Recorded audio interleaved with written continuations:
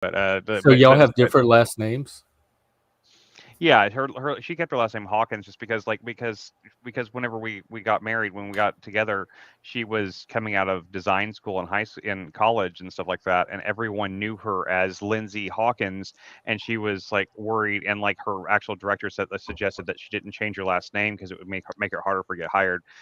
She ended up not even deciding to go into that field, so it didn't really matter, but. It doesn't matter. Like it's fine. Our kids are all named Slater, and like they have two last names if they want them. So if at some point they said they want to disown me, they can be Hawkins if they want to. I don't care. Well, Yeah. welcome, Leslie Elliott Well, Boyce. thank Then you. is okay. So, do you want to introduce yourself a little bit, or for people who may not know you, this might be a slightly different audience who may not Yeah. be familiar with you. I'm super curious about what you do, Jeff, here with this stream. Me too. So Jeff, you and I met, I guess it would have been 2020 when we first met. Yeah, the end of 2020. Yeah, we were both in CTA and both coming, I guess, to find connection around what the heck was going on in the mental health field and beyond with the And still is ideologies that are, going on. and still is going on. Yeah. And so I guess it was 2023. I had been in a counseling program, a master's in counseling program since 2019. And I had met with this pervasive social justice ideology, which seemed very at odds with a lot of the therapeutic foundations that we were learning as well. And I finally got to a point where I couldn't continue in that program, started making YouTube videos to talk to people about what was going on. And I have a YouTube channel that it's been sort of a side project for me ever since, because I just get so many contacts from people who are concerned about these things as well. So I've kind of turned it into a place to have those conversations. And it's Is that called the the Radical Radical Center. Center? The Radical Center. Okay, I'm going to put it in the room. Is my image a little glitchy? It looks glitchy to me. It Not looks to you? fine to me. Okay, cool. Well, and Jeff, what is your channel about? What's your audience like, and what kind of topics do you guys discuss? Whatever shows up. It's more of a. I'm using it for the community building part. So the channel is just the tip of a larger community. We have a Discord. We watch movies. We're working on projects. We were going to get some games going too, but it's similar to what I did during COVID with that 24-hour community I had. So I'm using it in that for that purpose mainly. So it's whoever shows up that kind of fits into. We're for open dialogue, rational conversation.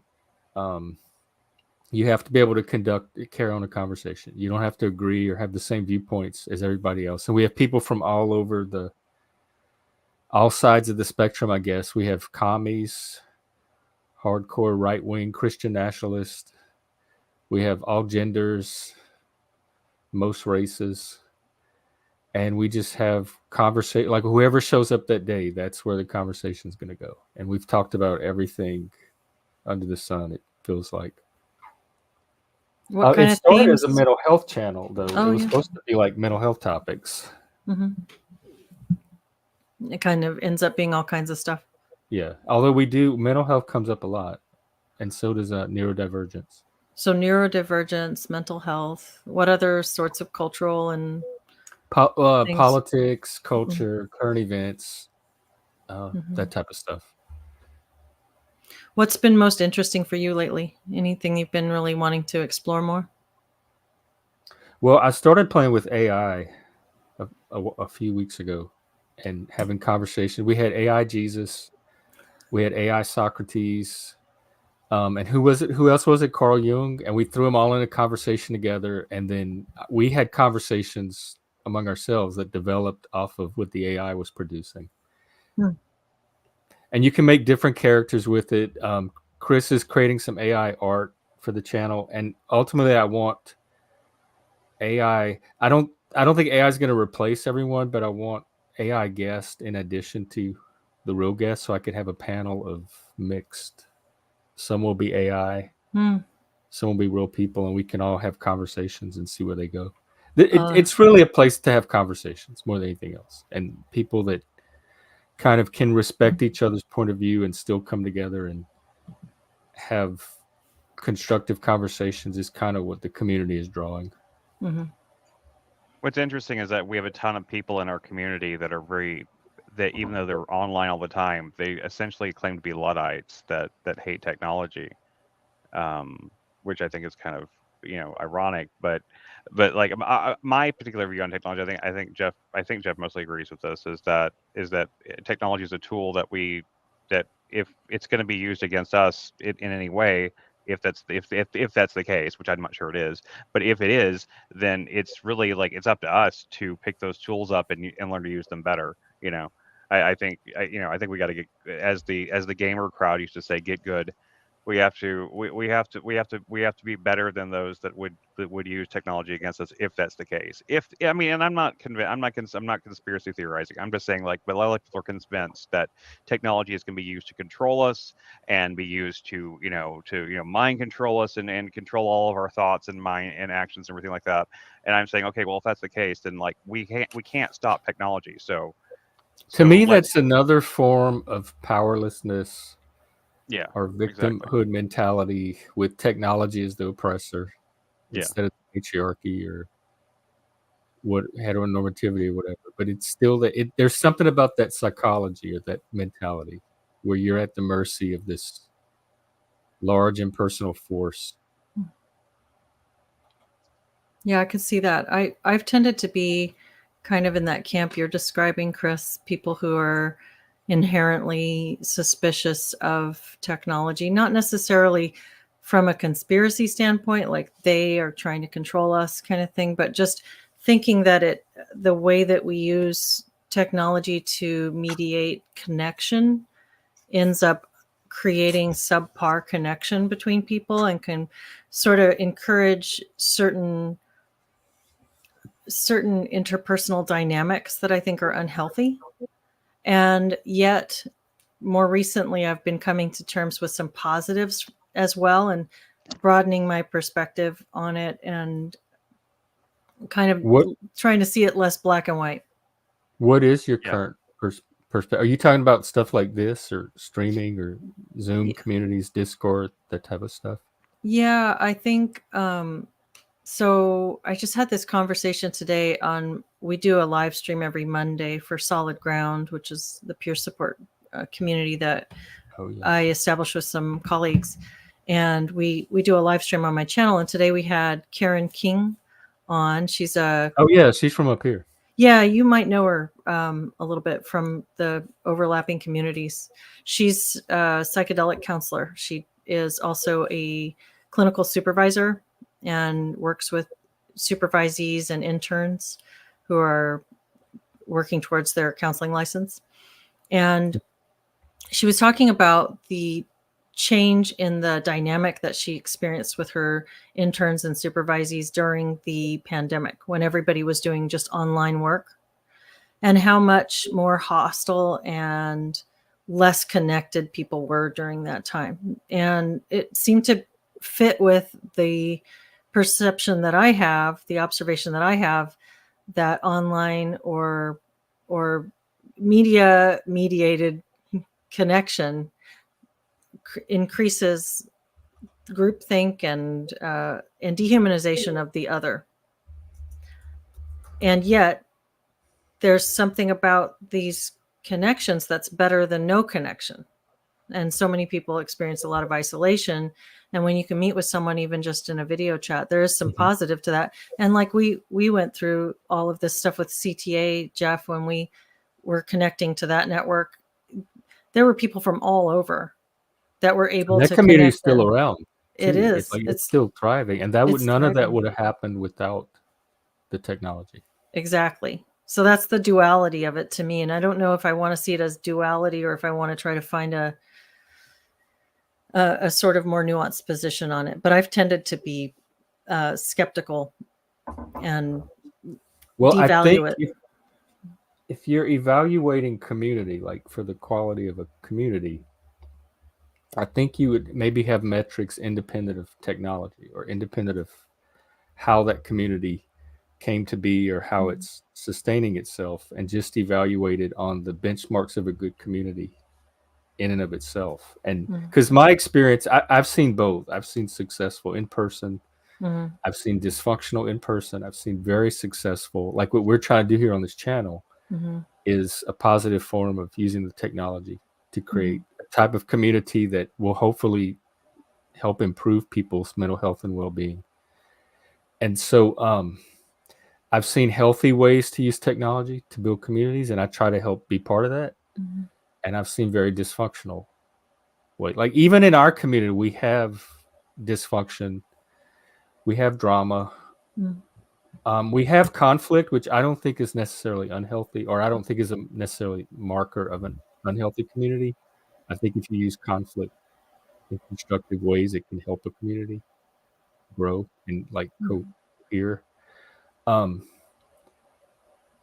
forgot what I was talking about, but it's how you manage the conflict and how you contain the drama when it does happen. So like I think even healthy, I think you need a certain amount of conflict to be normal. Like humans just need a certain amount of challenge or conflict or adversity or something. They can't just live in this 100% peace and harmony all the time. Well, without conflict, there's no growth, and if you don't grow, you die.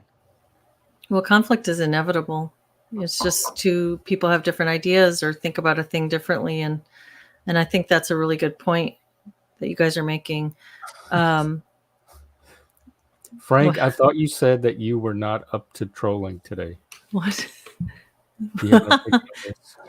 Do I think people with webbed feet can swim better than regular people? Probably so. But I haven't met people with webbed feet, so. There you go. But it seems like they would have an advantage. I think there are people with webbed. Damned webbed people. I can't stand them. I think there are better than us. Toes, the skin between their toes in the developmental stages doesn't fully separate.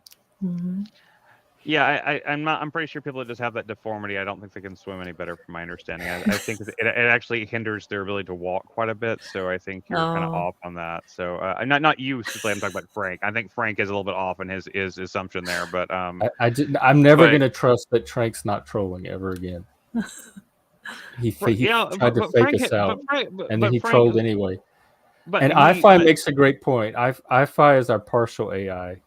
Partial AI. He's backstage. I was gonna give you a chance to talk about whatever you want to talk about and maybe tell about yourself and what you do, but at some point I was gonna maybe open it up if people wanted to join the conversation. So iFi is backstage waiting. Let's give it a few more minutes before we bring iFi on, because like that'll turn into something else real fast. I'd like to hear a little bit more about what your work is, what you do in your work, Miss Elliott. Like, what's your? I'm sorry, Mrs. Elliott or Leslie. How would you like me to refer to you? I don't. Leslie's fine. Leslie's fine. Okay. Yeah. But Leslie, tell me a little bit about like what's your like overall mission? Like what's your goal in what you're trying to do? Like, I mean, life wise, internet wise, whatever. I think, but what's your?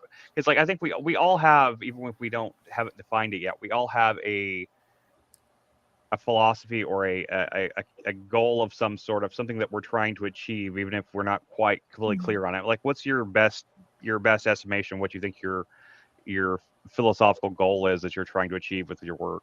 Well, I guess I could get really simple and broad and say connection. Okay, yeah. And that would be really simple and broad. I think that,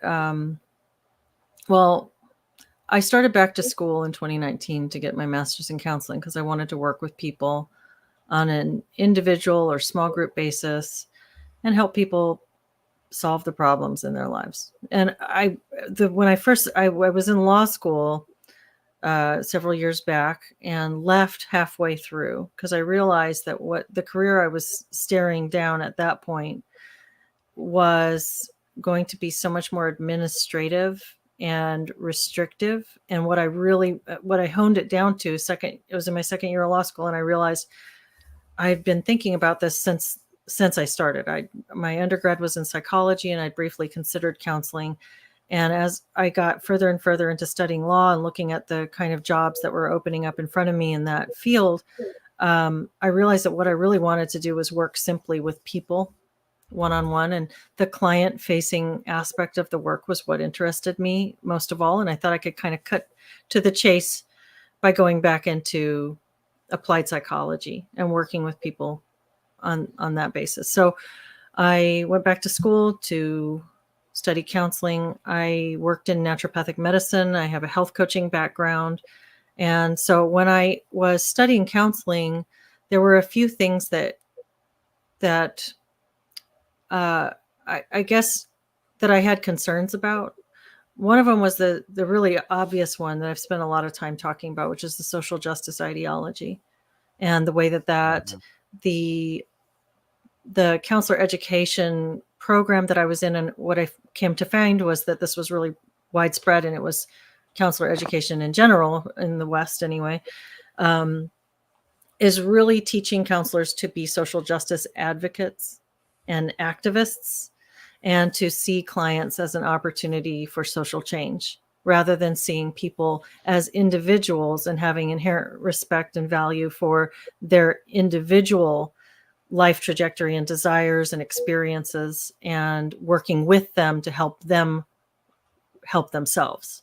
You're supposed to see them as something to change for the benefit of others. And so I found that obviously that was kind of the big blaring red flag for me in that. But it also, I don't like the way insurance is playing such a role in the diagnostic practice of mental health care. Big deal. Yeah, Big agree there. Big agree really, there. really big. Yeah, I found that a lot of what we were being trained to do in diagnosis was to find the way that we could get reimbursed. And so there was this pressure to, this is maybe a bit of an extreme, but on some level, counselors were being trained to be technicians that were plugging in codes for people and categorizing people in this way that I felt broke people down categorically in ways that loses the spirit of humanity, and also loses the art of the intuitive relational dynamic that's developing between counselor and client. There's also sort of a power dynamic that I didn't really like, but that's been present in certain, I guess, theoretical orientations of applied psychology for a long time. There's different orientations that take more of an expert orientation towards the client, like you're a top down. And I really prefer like peer-to-peer. between the different ranks of clinicians, or between clinicians and the client? Between clinicians and the client. Yeah, the very idea of the clinician, I don't personally like that. Like clinical objectivity. Yeah, I guess so. It's just this was something that I started to bristle at. I was hearing clinician, and I never wanted to be a clinician. I never wanted to appear to be the expert in the relationship. I wanted to instead be someone who has dedicated my time to studying certain things so that I maybe have mastered some, or am working on mastering some degree of pattern recognition and knowledge of human development and human psychology that I can provide as a resource to a client when I work with a client, but that the fundamental structure of the relationship is peer-to-peer, with full respect for the individual in front of me and their own perception of their life, not assuming some level of expertise over them. And so there were a lot of things about it that I didn't like. I ran into that, like, with my wife has schizoaffective disorder, and like when in the year and a half or so before I even understood what that meant or what that was, I didn't know that was even a diagnosis. Like, she went to many different hospitals, stuff like that, and I ran into a lot of problems with people, like, basically doing that. Like, that no one was looking at her on a person-to-person basis. No one was actually trying to diagnose or actually treat her issue. They would diagnose it, and then they would just like send her into. They would just like basically group her in with a bunch of drug addicts or different things. It was just a lot of like grouping, a lot of like. They did not see her as an individual person. She was just part of a group that they could put her into, like, this population with, and then good luck. Hopefully it worked out, which didn't at all. It wasn't until we actually found like until actually we lost everything and didn't have any insurance, had no money, and we found a free clinic where there was actually people that actually cared, which is why I've come to the conclusion that like I which is it's anecdotal, and I'm not sure, I'm not saying that I'm statistically correct, but I feel like healthcare. I no longer see a good reason to have profit motive in healthcare. I think healthcare, because the people that really want to help people seem to like they'll do it for pretty much nothing. They will help people just, I mean, not for nothing. They need to get paid. I do think doctors should be paid, but they're not doing it in order to make more money. They're doing it to help people and try to make a living at the same time. And that's the reason why, like, I mean, I'm not saying I want socialized healthcare, but like, I think that the profit motive driven healthcare system we have, and like, it creates that dichotomy you're talking about, where like they tend to like lump people into categories so that they can try to like, you know, they become numbers on a spreadsheet. You know, they don't treat them like people. And you know, and as soon as we got her to one of she got a Lanzapine that day. Next morning, and like my wife, who I'd not looked into her eyes in 2.5 years and seen her, and she was there again. It was just that simple. And anyone could have. And Lanzapine's not a dangerous drug. Anyone could have given it to her anytime and tested her and see if it helped, but no one ever did. And no one ever tried it once, you know. And it's just like, because they didn't see her as an individual with this particular thing. They saw her as basically a statistic kind of thing, you know. And it's really, really, it was really disheartening for me. I used to have a lot more faith in the medical profession than I do now. I still try to, you know. I'm going to doctors right now and everything, but like me personally, I have this stupid vertigo thing that I got from the COVID vaccine, and then and it's taken me like all these last couple of years to see to a doctor that finally did a test that finally showed that the vertigo was real, just like last week. So it just takes forever. I don't even know what the topic is, if I tell you the truth. We're talking about medical. We're just about medical stuff. Well, yeah. But I did want to hear what Leslie's doing currently, like you said. Yeah, definitely. Yeah, sorry. I apologize. I apologize. No, that's okay. I think that's a really great topic for exploration, Chris. I really think that the problem with the medical mindset it's that, you know, as you get bigger and you're decentralized and you're centralized, as an authority centralizes, or an institution that's supposed to be treating individuals becomes focused on categories and diagnosis and labels, and it dehumanizes the individual. And, you know, that's where the idea of person first language comes in. Really, it's really important for people who are treating patients to not call them the patient of this, you know, this stripe, but to put person first. And I think that I guess there's a lot of places we could go from there. There's this over therapizing of language in general in the culture, where something sort of escapes the area that it was created for, but it's created to remind providers that the people that they're treating are people before they're something else. You know, you sort of dismiss people when you categorize them. But what I'm doing, so I opened a coaching practice in 2022.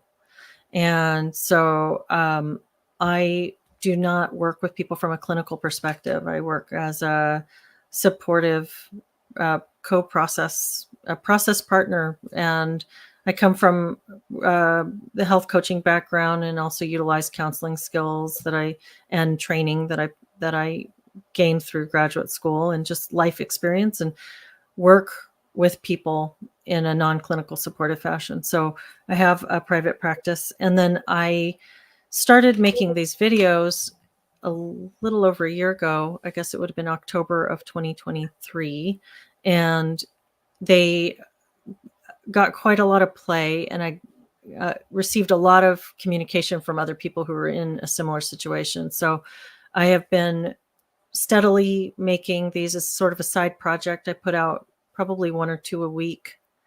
I just record conversations with other people who have something to share around these issues. It's usually focusing on education and psychology, and how ideology has changed and impacted these fields. And recently I've talked with a couple of people from healthcare perspectives as well. So we also, along with a couple of colleagues, created a peer support community called Solid Ground, which is really great. It's online.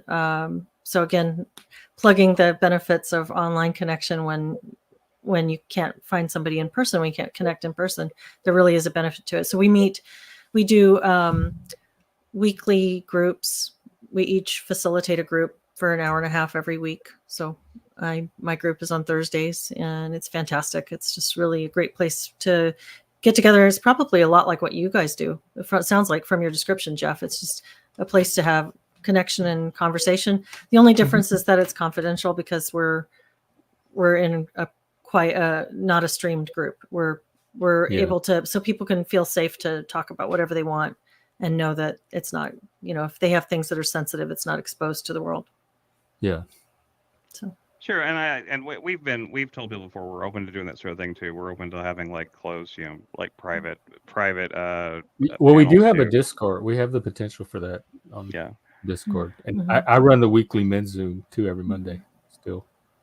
And my personal goal, with this channel and anything else we're starting, like anything else we're doing in the future, my personal goal is building communities, period. That's my goal. I think that is the way forward for humanity at this point. I think small, communities that can be interconnected communities that can work with each other and help each other in different ways. A community that's centered around a certain kind of music that connects to a community centered around like making movies or whatever, and like they can work together and creating that's my ultimate goal for not just this, but is to grow into something where I can create a physical space sometime in the future within my lifetime that will become a place that will be a community hub for online and in real life community building type place, a place that would facilitate content creation and also real life, like people can be online and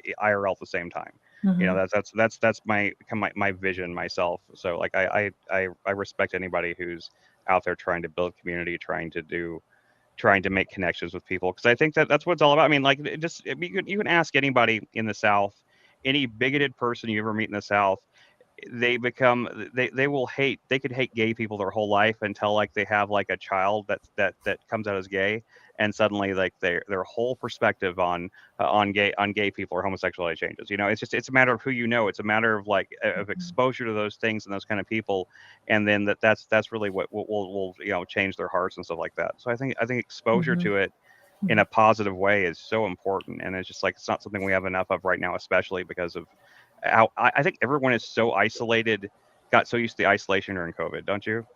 Like they got used to it. They got used to the isolation. I'm still isolated because all this technology made my life even better. Right? No, don't get me wrong. It has its advantages. It has its advantages. But like I was telling you, like sometimes I do feel like I have to reach out and invite people to come to the show, even though it's an open panel. So like if I don't extend that hand and say like, yeah, come on up. I don't know if it's because they're isolated. They're probably doing 100 other things. They might be, but sometimes it's just the fact that they're afraid of intruding. There's a lot of people that have this fear of intrusion now that they didn't used to have, because for so long we were like told to stay in our bubble. I think that's my theory. I'm not saying I'm right. There's 3 people backstage waiting to intrude right now, so maybe we can and you also have like there's big changes in your life too. Oh, who, me? In my life? Yeah, my marriage, is that what you're thinking? Yeah. Yeah, I got married in October. So yes, yeah, I was just watching some of you guys' content just because you do a show with him too, like once a week or something. Yeah, we've been doing it every other Sunday. It's called The Deep End, and it's just this opportunity to have we both have all these amazing conversations on this conceptual level with people, because like just so while many y'all people, are just living life. Yeah, the two of us, but also just with our work, in his work, he's engaging with people from a lot of different perspectives, and he's coming back with all these ideas and there's great discussions. And then same with me in my work with not only the public work, but also just talking with clients. Your mind is just moving all the time. I'm sure you've experienced that too, having dialogues in this kind of fashion. Oh, that happens every day. Yeah, it seems like, we've always got these things that are stirring and that we, we're kind of excited to explore a little bit deeper. And so we have been doing a live stream every other Sunday to sort of tap into some of that. Hi, Patty. Oh, okay. Is that the one with you and him around the kitchen table? Yeah. Just at the kitchen table. Yeah. So those are really fun.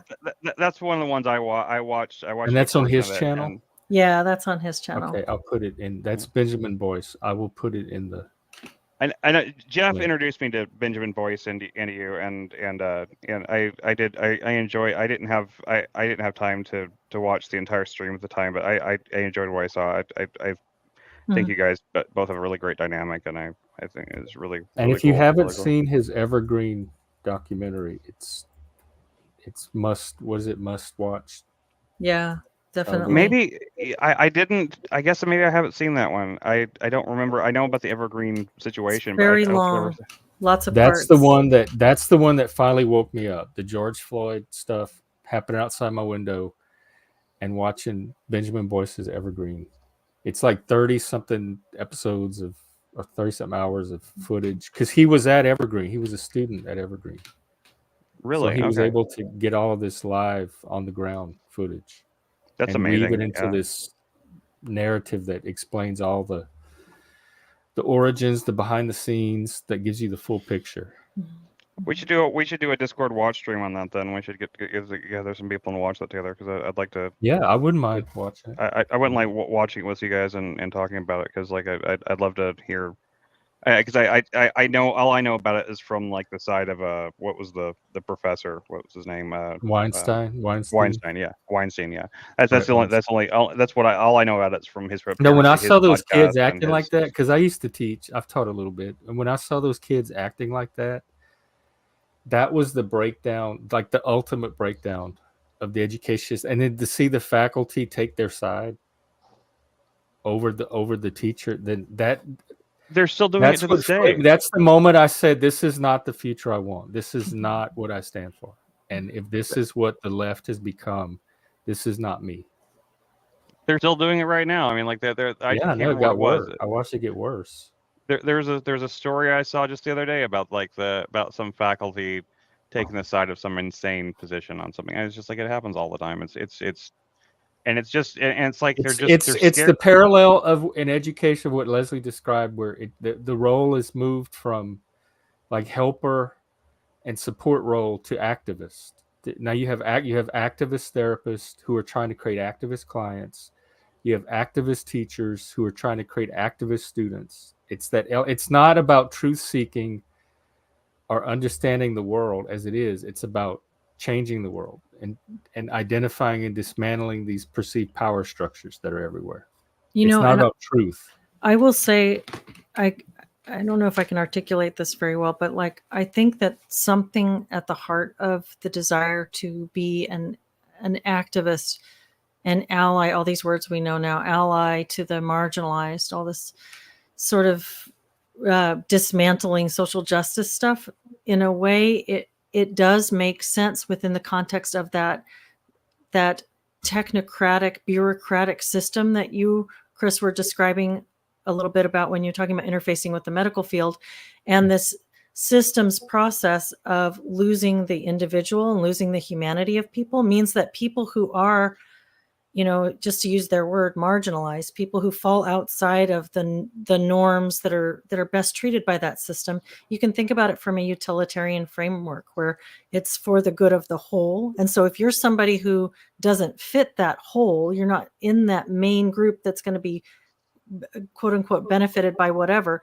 then you're falling outside, you're falling to the margin, and there's you're not no individual, it's group. Yeah. The group is the defining. Right. And so this whole idea of like seeing the marginalized and helping them, there's something valuable in that, but what they're missing is the process.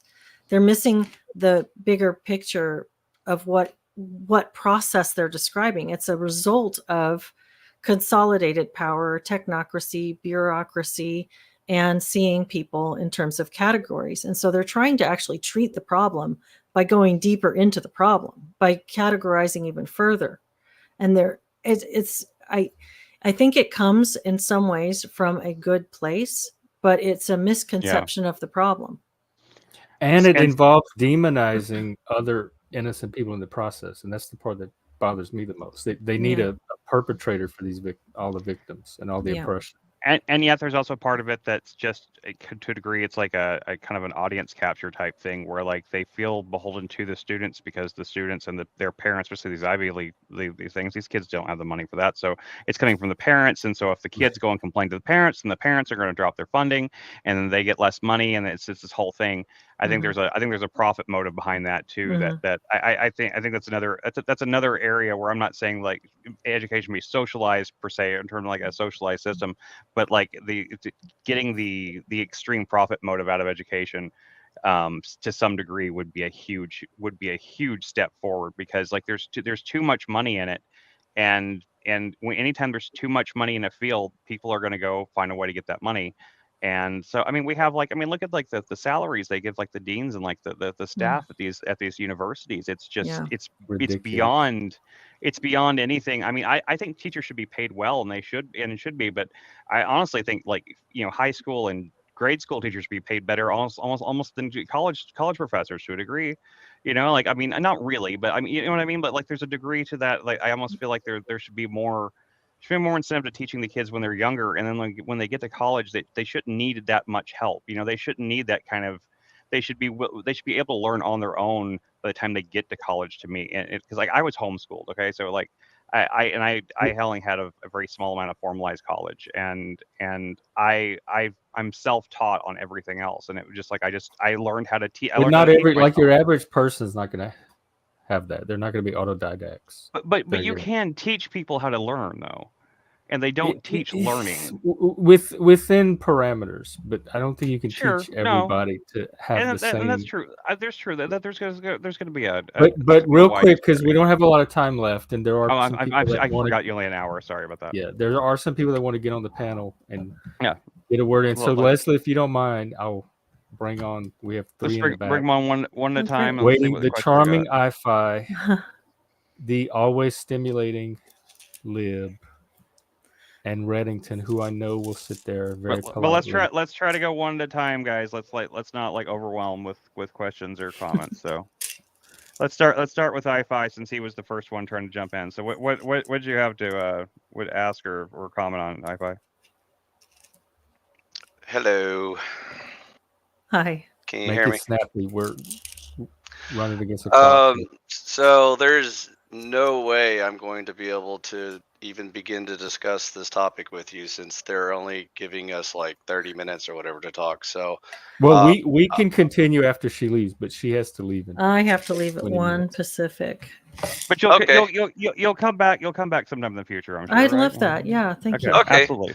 Great. If you do come back, obviously mental health is a very important topic, and so there's no way even like a 4-hour episode would even begin to scratch the surface of this topic. So all I can say is welcome to this little community. I'll introduce myself to you later, but I don't have the time or energy at the moment. So I agree, it's a very interesting topic that needs to be discussed, but again, like I said, everyone's in a hurry. I think we laid down some important coordinates today, like in the two approaches to mental health care: the individual person-centered humanistic approach and the more activist critical social justice approach. Lots of topics. I agree. You brought up lots of very deep, complicated ideas that need to be properly discussed. Joe, you never had a wrench. So anyways, it was nice to meet you.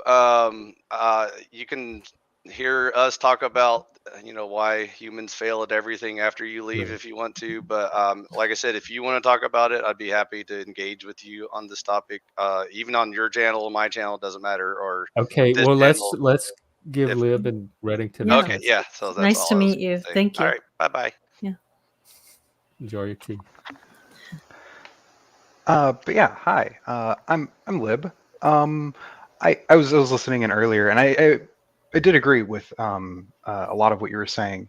I think especially when it comes to mental health, sort of the depersonalization of it has become like a real issue. I have a couple friends who are like therapists, and one of them has just completely gone to like her own private practice because of this, because working in other practices, she just felt like it was like it was hard to like connect with your patients, quote unquote. This is an interesting conversation I had with her about it. It kind of made me think about it in a different way, because I've been to therapy before, and you know, it definitely was. I did though have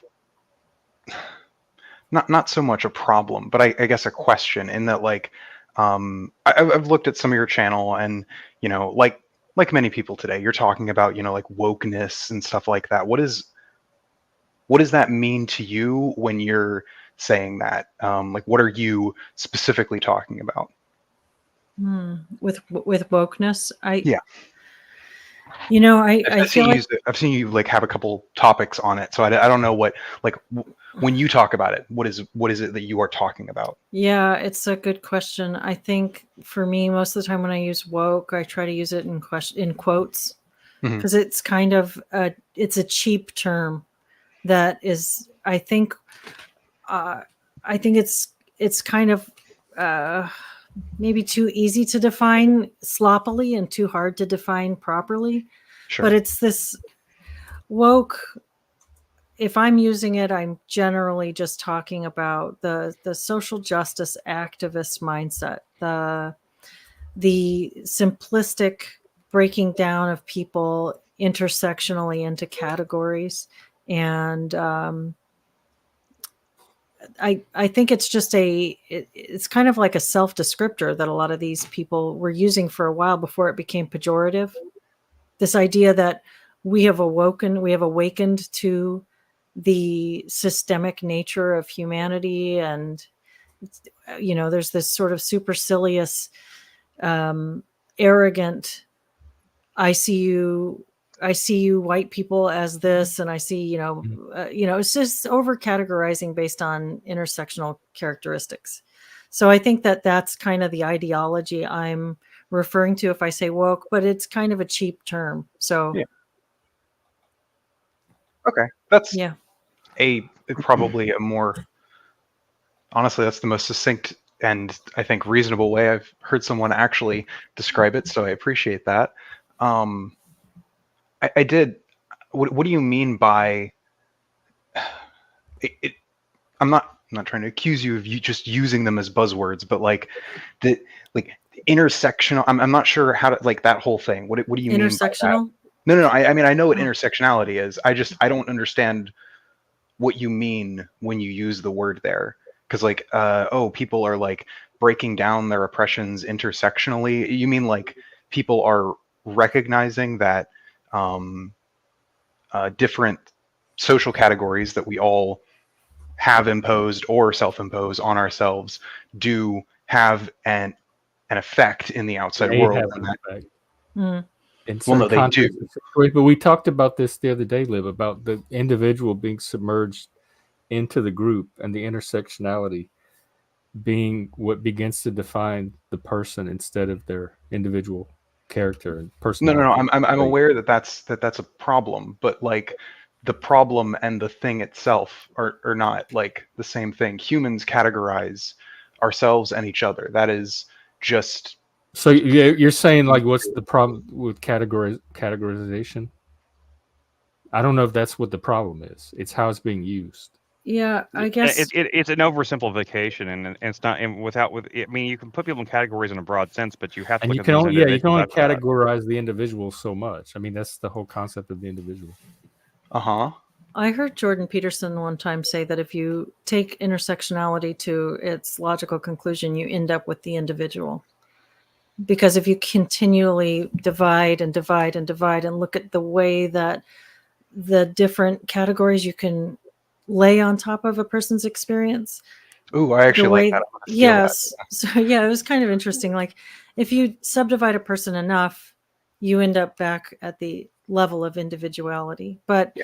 the way that when I was in graduate school, I was in this applied psychology program, clinical mental health master's program. And I actually had a professor stand up and offer us the addressing model. which is a model of simple intersectionality that uses the word addressing, breaks it down so that it's an acronym for these different identity categories. So you have like age, disability, gender, or I guess gender, sexual orientation, nationality, socioeconomic status. So whatever, you can write with the word addressing. Age, generation, development, disability acquired, Yeah. religion, My eyes ethnicity, are race, already yeah. glazing over. Yeah, exactly. And so she said this is the way intersectionality was taught to a group of therapists in training, was that you use this model and then you do a little choice matrix where you assign yourself and then you assign your client a status of marginalized or oppressor, something like that, privileged and marginalized, something like that. It was Probably a privileged and binary marginalized. scale. Yeah. And then at the end of that, you look at who got more privileges and who got more marginalized, and that's how you're supposed to think about yourself in relation to the person that you're working with. So I'm a more privileged person because I checked more privileged boxes, or you're a more privileged person because you checked more privileged boxes, and then you're supposed to interact with that person based on your perception of yourself as privileged or marginalized relative to them. And this just seems so simplistic, so reductionist, and Condescending, so yeah, patronizing or yeah, matronizing. and you've lost matronizing. That's interesting. I like that. But you've lost the quality of the individual, and you've lost the, like, what does it mean to you that you're Black? What does that mean, and what has that meant to you? Does that automatically assign to you a whole host of other experiences and attitudes? Or what does it mean that you're poor, or that I'm poor, or that I'm older than you, or that you're younger? Whatever it is, what does that mean to us? We don't care about that anymore. We just make assumptions based on these categories. I think the thing that this model is, a lot of things this model is missing, but I think the thing that would, just from a brief, what you said, and brief, reading what I found something from the Ohio University, is it doesn't really discuss, how you move from there, right? Because I think,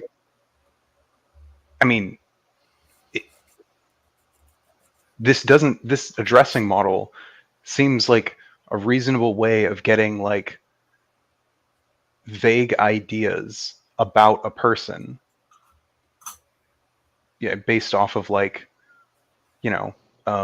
stereotypes, and then you would then use that as sort of a jumping off point to Why do you even need to examine do the that? individual. If you get to know them as a person, you don't even need that. You get even more granular. No. I agree with you, Jeff. So, like, I don't think that this model is like perfect or even good, but so Lib, I would say that I agree with you a little bit on in one respect, like in an intro sociology course. And if you're an intro sociology professor, this would be a useful way to describe demography to your students. This is basic demography. Yeah.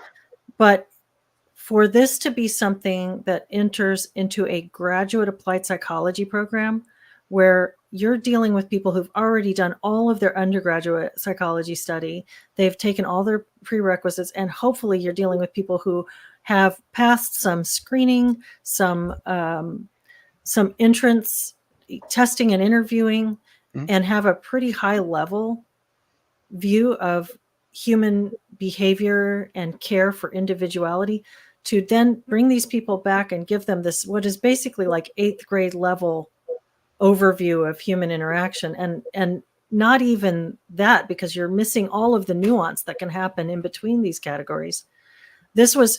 I think that this is wholly inappropriate in context. So I don't think that it's a ridiculous study. I think intersectionality makes sense in terms of applied demographics, but it's not for psychology students. And I want to give Reddington a chance to get something in if he wants, and then IFI is also chomping to get some more airtime. Pass. Okay. I-Fi, do you have something now? The floor is yours. I thought you said she had to go, so I didn't want to. Well, she does in 10 minutes, I but I have want to 10 give more you minutes. a chance to. Yeah, I don't want you to feel marginalized. An I hour don't have- passes fast. I don't have a 10-minute soundbite for you. I'm sorry. Okay.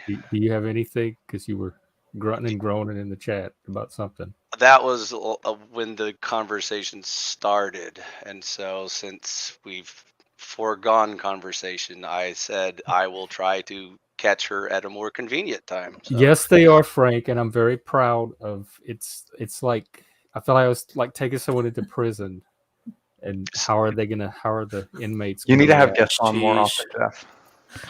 So, But Leslie, I was looking at your channel. Do you have like sort of like just a non-topic open panel day that you prefer, or do you only prefer focusing on like one topic at a time? Why do you For- want to go raid her for my channel? Do channel? you have a mental health story? I just want to talk to her for about an hour or two if she wants to talk about mental health. So I don't have a 10-minute soundbite that will, please the panel. So I'm sorry, Jeff. I can't help you Well, here. you rarely do. Well, know. maybe we can meet. I can join you guys again at some point. We can. Yeah, how about next time? And since we've got the introduction out of the way, we can just Next actually time talk. you and her like have a conversation. Yeah, with let's you. do that. Let's do that, Leslie. Yeah, I'd be Whenever happy to. you come back, I'll be here and we can talk. That Okay, sounds we can do great. that. Yeah, it sounds great. It was nice Well, to meet you. Yeah, really nice to meet you guys. What do you want the topic to be? Just mental health in general? That's too broad a topic. That's So why what, I. Yeah. what We can need to- how can we narrow it down so we can all be thinking about it? Does she want to talk about the politics overlaying into mental health? Does she want to talk about how Western medicine has completely failed? Does she want to talk about? No, probably not that one. Western medicine that's an interesting one. I'd be interested in that. Do you want to talk about the shortcomings of psychology versus psychiatry? I mean, there's just so many things that y'all brought up that I don't even know where to begin. So you'll have to start. Okay. Well, We'll get something interesting. Well, I like to For say, I next just want to say before we wrap up here with you, Leslie. I thank you first of all for coming on today. I really appreciate it. It's really nice to meet you. Like I said, I was watching some of you guys' content. And Jeff speaks very highly about you, and I was very excited to meet you. I really hope that I really since I feel like you and in your husband's channels, and sounds like ours kind of have some similar kind of like some parallel kind of like goal type thing. So I hope maybe we could work together in the future and try to do some maybe some either streaming events or whatever, and try to work together and try to help. Because that's why I think it's all about like building the communities is great, but until you can get the communities where like the communities can work together, and those communities can kind of like help each other out, and they kind of like a larger network. Of we can kind of cross pollinate in that sense. We can kind of like create like create more. if Solid Ground or you and your work runs into any outliers or misfits that are in exile, you can send them our way. Well, I just know what to do with them. I just saying I'm hoping this is the beginning of a beautiful friendship. I'm just saying that I hope that anybody who's as focused on the kind of things you're focused on, I would be very privileged and consider to be. You're clearly much smarter than me. She's smart, but Joe. She's very smart. You're very much smarter than me. But at the same time, I hope that that we can work together and help each other out in our and to mutually help us reach the goals that we're going for. I really hope that we can work together more in the future. So I really appreciate you coming on. Well, it seems like a really great project you guys have going on here, and I don't know how this is well behaved. Now I'm wondering, like, what do you guys do? What's the vibe? What's the? It just depends. I mean, honestly, we keep it pretty well. There's a range to it. There's a range. I'd say it's more traditionally male centered. Like females may not find it as wholesome a place to hang out. But we have plenty of female fans too. We love all of them. Mm-hmm. Yeah, we have a lot of female fans, and we have women that come on, and I love all of her. Rowdy. Jeff, how dare you? How dare you But we take do. these But, individuals down to Oh that yeah, Lib, one part, Lib is actually of one that. of our females. I forgot. Sure. Yeah.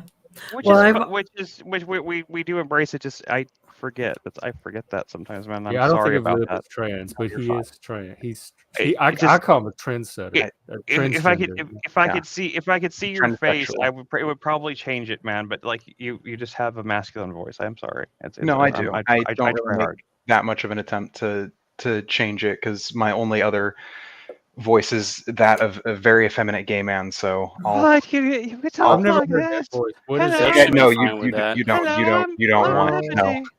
I'm Liberty. Come Girl, on, you don't I'm want a that. woman. I'm from Memphis. All right, my Memphis roots start coming out when I do my gay voice. Well, I want him even more now. Oh, and Southern here's the Nationally late. here's one of our most esteemed other fellow creators, the Machine Lies. He is Yeah, a he he is like a the thing you were legend. saying about technocracy, and Mhm. like having more of a I'm sure. I know not you got to having go. automatically I a know doom you'd have to go, but perspective. I'm sure you and Machine could have a great conversation yourselves, Yeah, Leslie. y'all are in the same camp there. He seems I'm like more of a seems like tech someone who would optimist really. because He I'm a seems human like optimist. he seems like someone who I think you guys have a really good conversation. If we do it here, we could host it here, wherever, or especially if you're more available in the daytime. He does late night, like all night streams, so Oh I don't know wow, that's cool. how that's gonna Never fit into your sleeps. schedule. But yeah, we definitely need to set up another appearance for you here in the next next Yeah, month or or so. just drop in when you Yeah, have time that you anytime. want to. It We're here is. every We day, are an open 7 panel. We days do a not. week. The only people we don't let on are people that I do what I'm doing right now, which is talking over everyone, not letting them speak. So I should be kicked off right now, technically. So No, the real trolls, right? Well, I always enjoy a chance to talk with Jeff, and so thank you for inviting me to come on. And I've been wanting to since you invited me, but I am really usually tied up in the middle of the day. So this is a rare tell opportunity. us a time I'm that you would definitely be glad you available, can make it. we will schedule around you if you have Okay. a time Yeah, that you are we available can for do like. other. Okay. Yeah, That's awesome. anytime. Just like if you have a 2 or 3 hour window, like on one day, just email it to us, let us know. Like we'll be there for it. Like so. Awesome. Well, thanks. Thank you. And nice to meet you, Machine. Blessings. Yeah, sorry you have to go, but yeah, they recommended my channel, but I recommend the regular material there and not the live streams. but that's No, what the they were live talking about. streams is the best for chaotic mental energy. health study. Basically, the first couple Community building hours, is and then just all watch the hell's first couple of breaks hours of loose. his live streams. Whenever Okay. it's just Machine having talking about his philosophy stuff, and then just Right. end it when the open panel starts, and all the freaks come out. The chaos starts. Yeah, Okay. yeah. That's All when the the stuff. agents come out. Well, Yeah, thank you all the- guys for having me, and I hope the rest of your day goes well. And Lib, thank you for your questions. I hope I didn't come off challenging too much and disagreeing too much with you, because I think there's a lot more to say about all of that. I think it's an interesting conversation. Absolutely, I'd love to continue that conversation at a later time. It's very good. It's a very interesting one for me. So I appreciate the engagement.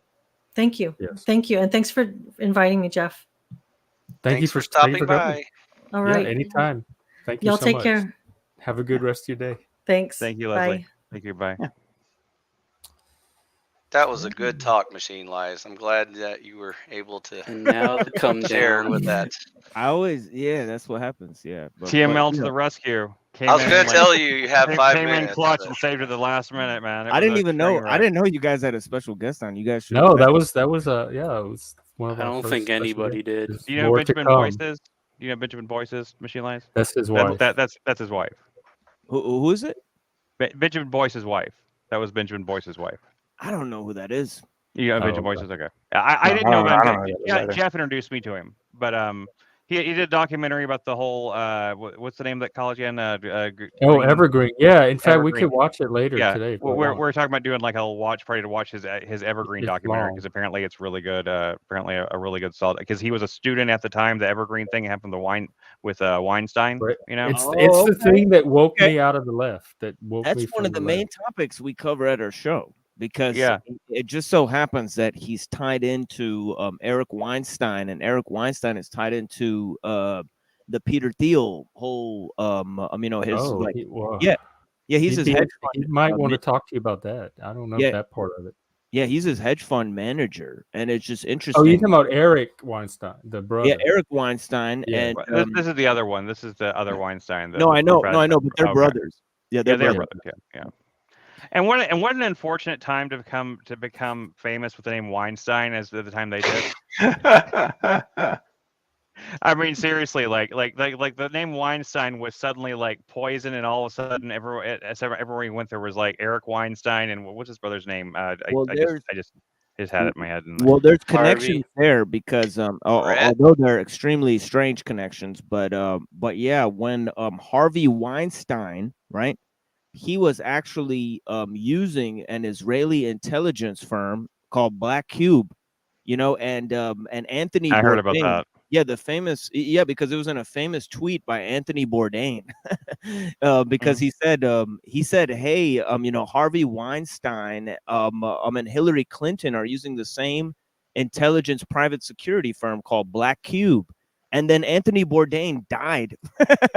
Yeah. He died. I know, supposedly suicide, and I know it's like Very any sus. suicides like a guy like him. He had the best job in the world, right? Did anyone have a better job than Anthony Pretty Bourdain? much. He pretty much had carte blanche to go wherever he wanted to eat, whatever kind of food, anything he wanted to do. He didn't even try to be charming. He could literally just like be silent in an entire episode, and people would watch him riveted.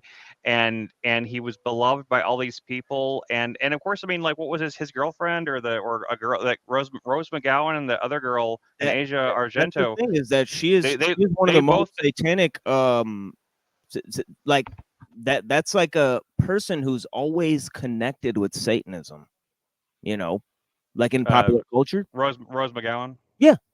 Yeah. And Yeah, Asia Argento as well too, apparently, which is a shame because his father Dario Argento directed my visually speaking my favorite film of all time, Suspiria.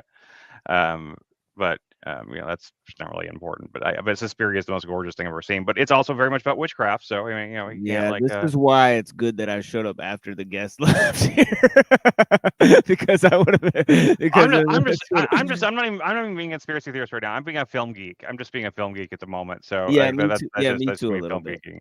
Yeah, me too. A little bit. But I think. Yeah, but I think that there is something about Bourdain, and like, but at the same time, like, unlike like when Heath Ledger died, I got that weird feeling like I don't know about this. I don't know if that was legit. Like when Philip Seymour Hoffman died, it seemed pretty weird. But something about there was a sadness about Anthony Bourdain. Of course. It Do you makes- it imagine makes how me- much money? There's literally millions of dollars of fucking price tags on their head. It's like, it can't, like, you can never assume that's a coincidence. I wonder if Bourdain just saw some things that he couldn't unsee, and he couldn't live with it anymore. Yeah, Because he knew he couldn't. yeah, he his couldn't. girlfriend. He couldn't expose it. Yeah, his girlfriend was part of a cult, and she told everybody about it. It's not like she wasn't very open about it. That was the problem. Is that Harvey Weinstein was sex trafficking, and Hollywood was being used for sex trafficking. And she exposed this, and then she said. And the other big story at the time was the Hillary Clinton sex trafficking story, because of the Pizzagate thing. Yeah, right. I know, So, and that was me. That was the beginning of Me Too and Time's Up as well. And it was also the beginning of QAnon. So all of those things are seemingly linked, in one like direct like line, apparently. Yeah, Lander I wants to come up. I don't have a problem with it. He said he wants to listen. Because if you're a glutton for punishment.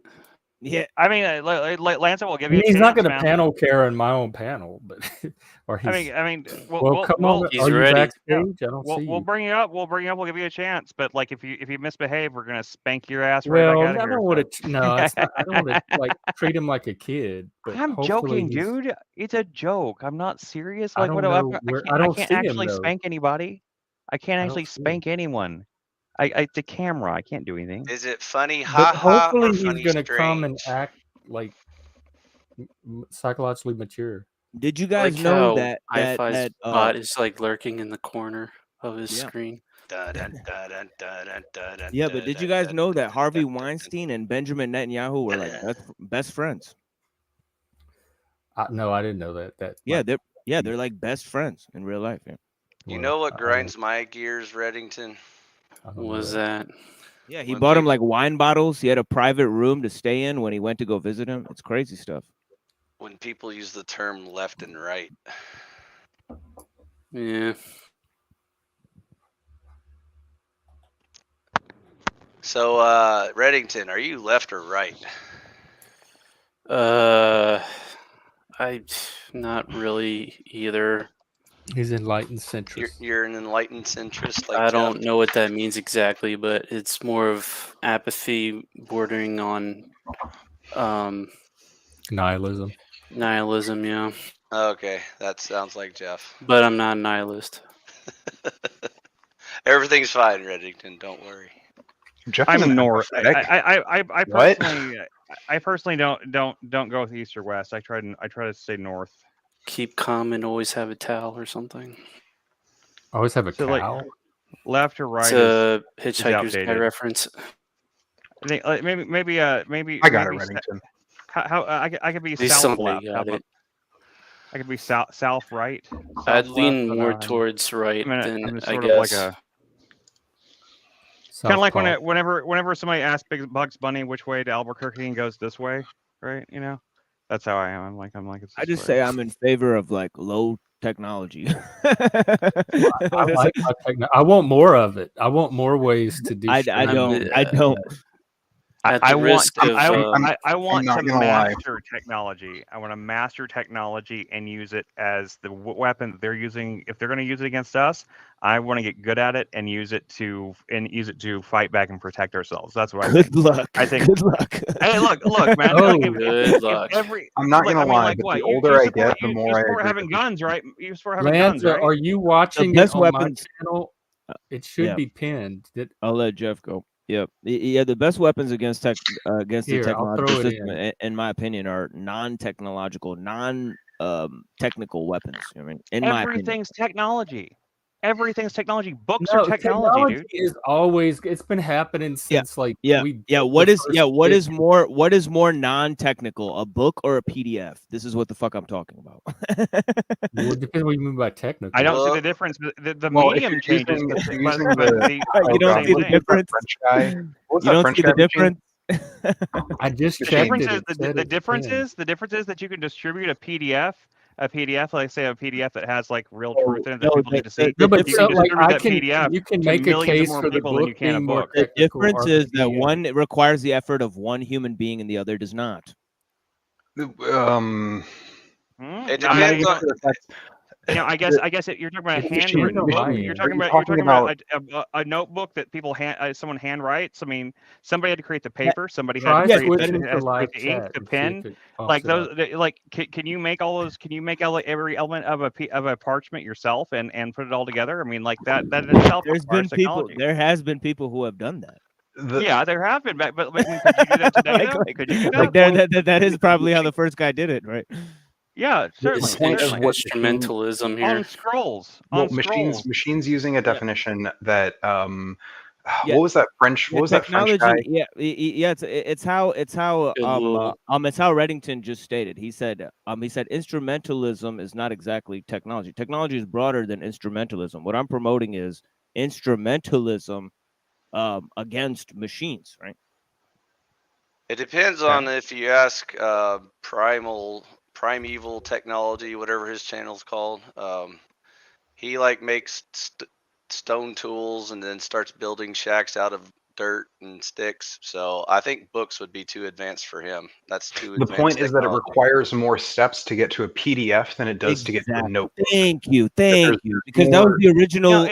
Now, not now. I'm Proposal? saying not now. The book doesn't require energy like as in electricity, nor computer, nor But cetera.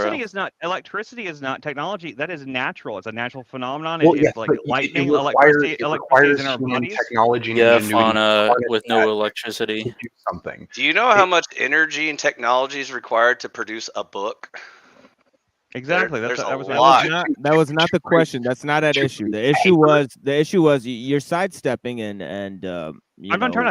trying to sidestep. If that's what No, I comes know, across, no, I like, know, I'm no, I know, not but trying to. Wi-Fi. but meet the question direct on, right? Which one is more iPad. non-technical, a book or a PDF? That was the original proposal. Us- I think you know, he's Okay, going off on a I side think I think I Lib need to answered it understand what you directly. mean by non-technical. I need to understand. You mean Right. like by like I just said something that is instrumental is less technical than a machine, for example.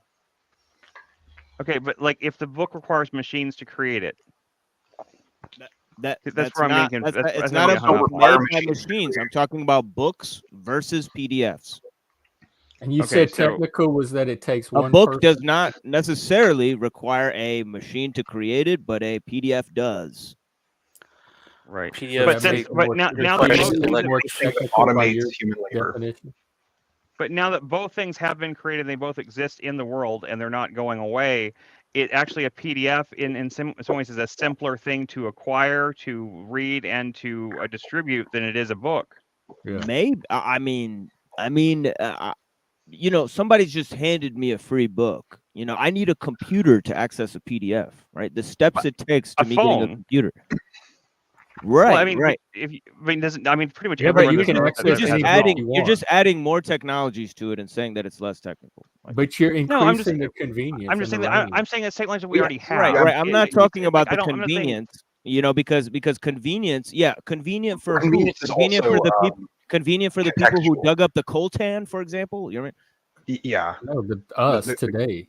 Well, Like I yes, I'm prefer talking book about too, everyone. but if I'm I talking don't about have, everyone. if I'm I not do talking not about have me. a I'm certain not talking book, about my life. I You can know, I'm read talking it about an idea. online for free, so I can yeah, access the and content. I'm not trying to be combative here. I'm just No, of genuinely course interested in not. like Of I'm course genuinely not. But interested in like in the conversation because I think because I'm really thinking about what you're saying about like the book versus the PDF thing, and I'm just thinking like, well, at the same time, like a book, you know, okay, 'cause, like there's going to be a limited I number don't of even books of that understand the printed, right? conversation. The books themselves can get they can rot, they can like just like the the old scrolls that they like the Nag Hammadi, and who knows how many ancient texts, how much ancient wisdom has been lost because of like that technology itself being more fallible. Now, not to say that like PDFs are better because they could be erased off the internet, they could be, but there's more chance they could exist in copies and things like that. There's advantages and disadvantages of both sides, but they're both To what technology. Is ends, my though? point. They're both, but my point is that they're both technology. The only thing I think you could say that's not technology is maybe verbal communication, verbal, societies that don't have any written language that pass everything down verbally, like I think the I think Australian Aborigines. I think non-technical means whatever comes from a human effort, right? And then technical, right? The more and more you increase in technicity, right? You increase in arbitration and mediation, right? In efficiency, right? And in just lack of human effort. I mean, that is what it is, right? So, are you arguing for a Amish society? Like, where do Oh you want to yeah, go with yeah, this? yeah. I would like that. I would like Amish. You have Yeah, I would Okay. like Amish. Yeah, I would But like you Do Amish. the know that, Amish have live streaming? I'm out No, with they Amish. don't. They Yeah. don't have internet. Are there but Amish They YouTubers? also believe in Christ, and they believe that you don't have to try to enjoin the greater society or the greater world and the kind of message that they have. They just feel like if they live quietly, work on themselves, live a quiet life, and keep to themselves that and believe in Jesus, that it'll be okay, and they're I fine to just want to believe buy that. the You know, I'm world of not Christ. challenging their yeah, beliefs in that. I have no issues with But them. the thing about it is, I think that they're sitting ducks. You know, in my opinion. The Mormon, I mean the Amish. Yeah, yeah. They Basically. they depend on the Yeah, security of the United States not government to Right, engaging. right, thrive. and they also Well, we all depend do. on debates on labor saving devices. Oh, They I have know to. what I wanted to. Yeah, And Kind of they I like know what I the still wanted to do. They ask you. still Village, do the trade Shyamalan with the movie. outside world. They right. still trade with What modern happened with people. Rant and his channel is gone? Yeah. Rant just nuked his own channel, and Oh, he he stepped took out it of. down. Yeah, he stepped out of the disc. Yeah, yeah. It was a natural. It was a naturally organic decision. So he is it like rage quitting or something? No, he's not. No, he's not rage quitting. He's just taking a step back from these particular circles because he has complained, and I do agree with him that it's kind of infested with some kind of very strange actors and activities. Oh yeah, I've always seen that. Where isn't it infested though? I am that. Welcome to the interwebs. Yeah. we got I-5. Yeah, it's Right. that We is got kind of one a, of- Taking at least another one of them on the sabbatical. panel. it's kind of a welcome to the internet moment. To be honest, I was just let me real fast the Amish thing. Like I've never actually met any truly Amish people. We had a rather large Mennonite community outside of Texarkana growing up though, and Yeah. I always thought they were particularly strange because they do the long beard thing, right, with the big hats, and the women all wear the same dress and They everything. wore those little hats with the bobby But pins. and they do But allow they allow, electricity.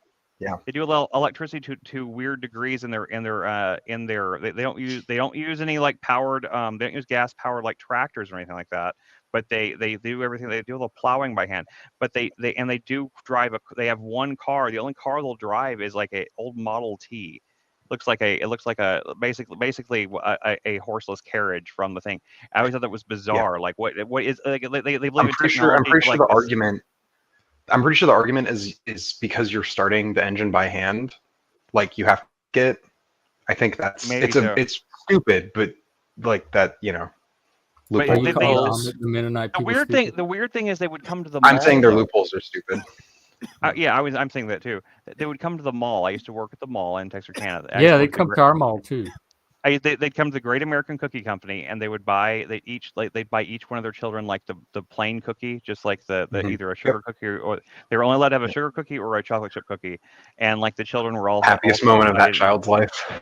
Oh yeah, like the kids were so excited and happy, and I always felt so bad for them because I mean like literally like you can I mean I'm not saying the guy name was literally Ezekiel, but his name was almost certainly Ezekiel, Yeah, some biblical name. Also, Why does Also, it make they're you not- feel sorry for him? What's that? Why Because does it they make you because you could tell that moment of getting that cookie was the absolute like height of their life. That anytime doesn't they- make you happy to see a child. No, get yeah, that- it made me happy, but the fact that was a single cookie was like that was the happiest they ever got. They just like it How just do seems you like know? You don't know that was the happiest. they Well, ever I got. mean, you don't know you're there right. is. You're right. I'm it's not- making broad. not I that. was 16 and I made what- broad inferences. So It's Also, stories you tell it's yourself. less of an inference and more an understanding of Amish and to a lesser degree Mennonite theology, which in some ways is very Protestant in that they like reject the idea of like worldly pleasure as good. Right. yeah. Like that is It was like a they- satanic cookie. He was getting to indulge his. Yes. Yeah. No. It is straight up like when you hear like Catholics talk about indulgence, like Catholics don't even take indulgence nearly as seriously as like the fucking Amish do. Well, what do you mean by Oh, indulgence? really? Yeah, indulgences is what they used to try to sell. That's why the Protestants. No. Indulgences is like indulging in something that is pleasurable for the sake of the pleasure. None of But our that's not what Catholics the did. They indulgence all drank. practically refers to. It refers to those payments, you give to the Well, Catholic no. Church. I'm That's aware that Is it the Amish or the Mennonites that do like they're like when they get to a certain age they do basically like a sin purge type thing where they go into the city and like It's the or Amish. in the Rum Amish they- Springa. I don't know. Is this Yeah, like the Rum Amish Springer, gossip yeah. hour? Because none of us know any Well, of this. it's a rejection. Well, it's a I watched a rejection. documentary a long time ago, but I This just is never like the heard of it. information you could get off of Wikipedia. I can go on Wikipedia right now and Well- get you this information. Well, Protestant theology in general is a radical rejection of the Catholic teaching, and then basically what they have is a thing called sola scriptura, right, where they go back to the book, right? But the other part of it is that the Catholics, they place a lot of importance on ritual purity, which the Protestants do not. They actually place more importance on asceticism, because they went back to interpreting the Bible the way the Jews interpreted it, because they wanted to go ahead and go back to the original reading of the text.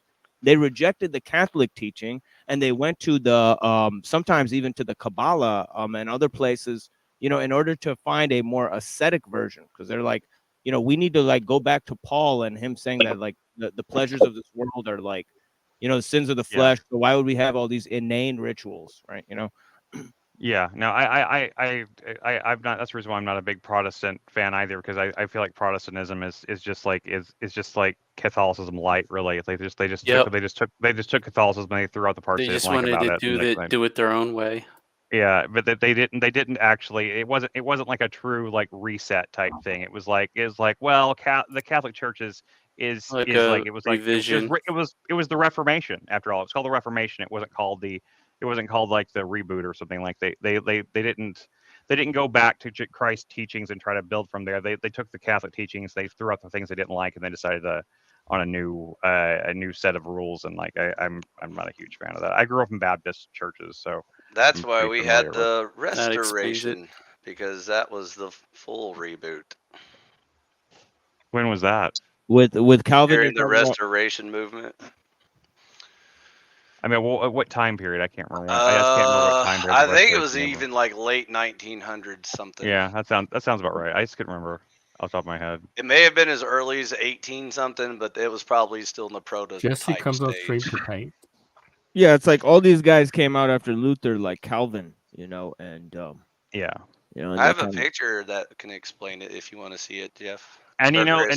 and it's really hilarious how like Luther leads to I think Luther leads to Hegel or is it Hegel Yep. leads to Luther? Yeah, Luther leads to Hegel and No, Yeah, Luther Hegel was yeah, leads that's before. right. and Hegel leads to socialism. So Yeah, but in the best type of world, Hegel leads to Kierkegaard, who just destroys him, and then it's over. You're in. yeah, unfortunately, I don't. It didn't. Fatality. Please tell me please tell me you did not make that. I did not make this. Okay. But I would be it's very amazing. impressed. if It's you did so. amazing. I feel. I So feel there like you I'm go. ha- There you I go, feel like Chris.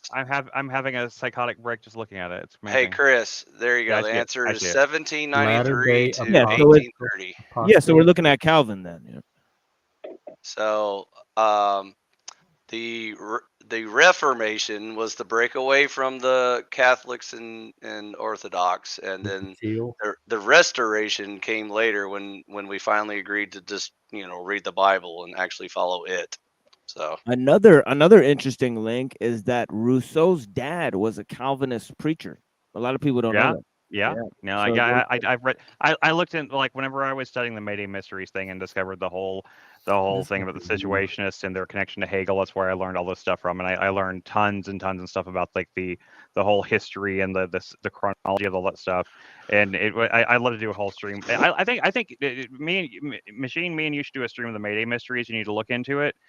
You would have it's a great deep rabbit hole thing to look into, man. It's Well, fun as hell. I should have you on to explain your paper that you wrote on Discordianism next time I do my special. After I give my presentation, you could be my first guest. You could run them down on that, and then we can go do another thing. We can have a panel. Did I write a paper on Discordianism? And then you can educate me on Locke. You did write a paper. I don't remember anymore. Apparently, My memory is very bad these days, so I have to look on my computer. Like I forget things constantly lately. So yeah, you sent it. Yeah, you sent it to me. Okay. I know we're yeah. off There the you topic go. of the Amish, but under their beliefs and You traditions, really wanna generally get the back on Amish do not agree with the idea that Social Security benefits and have a religious objection to insurance. On this basis, the United States IRS agreed in 1961 that they did not need to pay Social Security related taxes. And in 1965, this policy was codified into law. The Amish don't pay Social Security taxes. Also, they're not monolithic. They have divisions just like all groups. So that's why they're not using loopholes. There's certain groups that don't subscribe to old country. Yeah, laws. the exemption applies to a religious group that is conscientiously opposed to accepting benefits of any private or public insurance, provides a reasonable level of living for its dependent members, and has existed continuously since December 31st, 1950. I think they call it old order is like the ones that refuse all technology. Yeah, but that's like less than 100 people in their entire history. So the modern Amish allow like computers used for businesses and stuff like that, but they can't use it for their home or personal use, stuff like that. So and even then, hard to get to work. Yeah, and even then, like a lot of that stuff is pretty limited. I was reading, like basically it has to not replace too much hard labor, manual labor. But they ride horses around to their neighbors' houses and to the grocery store and stuff like that. So yes, not loopholes. It's just their evolved system. Well, with the But men in yeah, if Colorado that's are your cup of actual tea, locals. I'm all for isolating communities and rebuilding society. But I like technology, so I'll keep my computers on running. No, I mean I do too. Just like yesterday I was watching the football game, and Did the the amount of home team ads. win? Uh, Neither of them were home. This was in Vegas, and it was the 49ers and the Chiefs. And the Chiefs did very poorly in the first half, and then eked out a win in the second half in overtime, just barely. But there was too many ads every 5 fucking seconds, and ads make me want to throw up. I hate ads. All Oh, advertising should be Auntie illegal. Dearest isn't a fan of the Amish.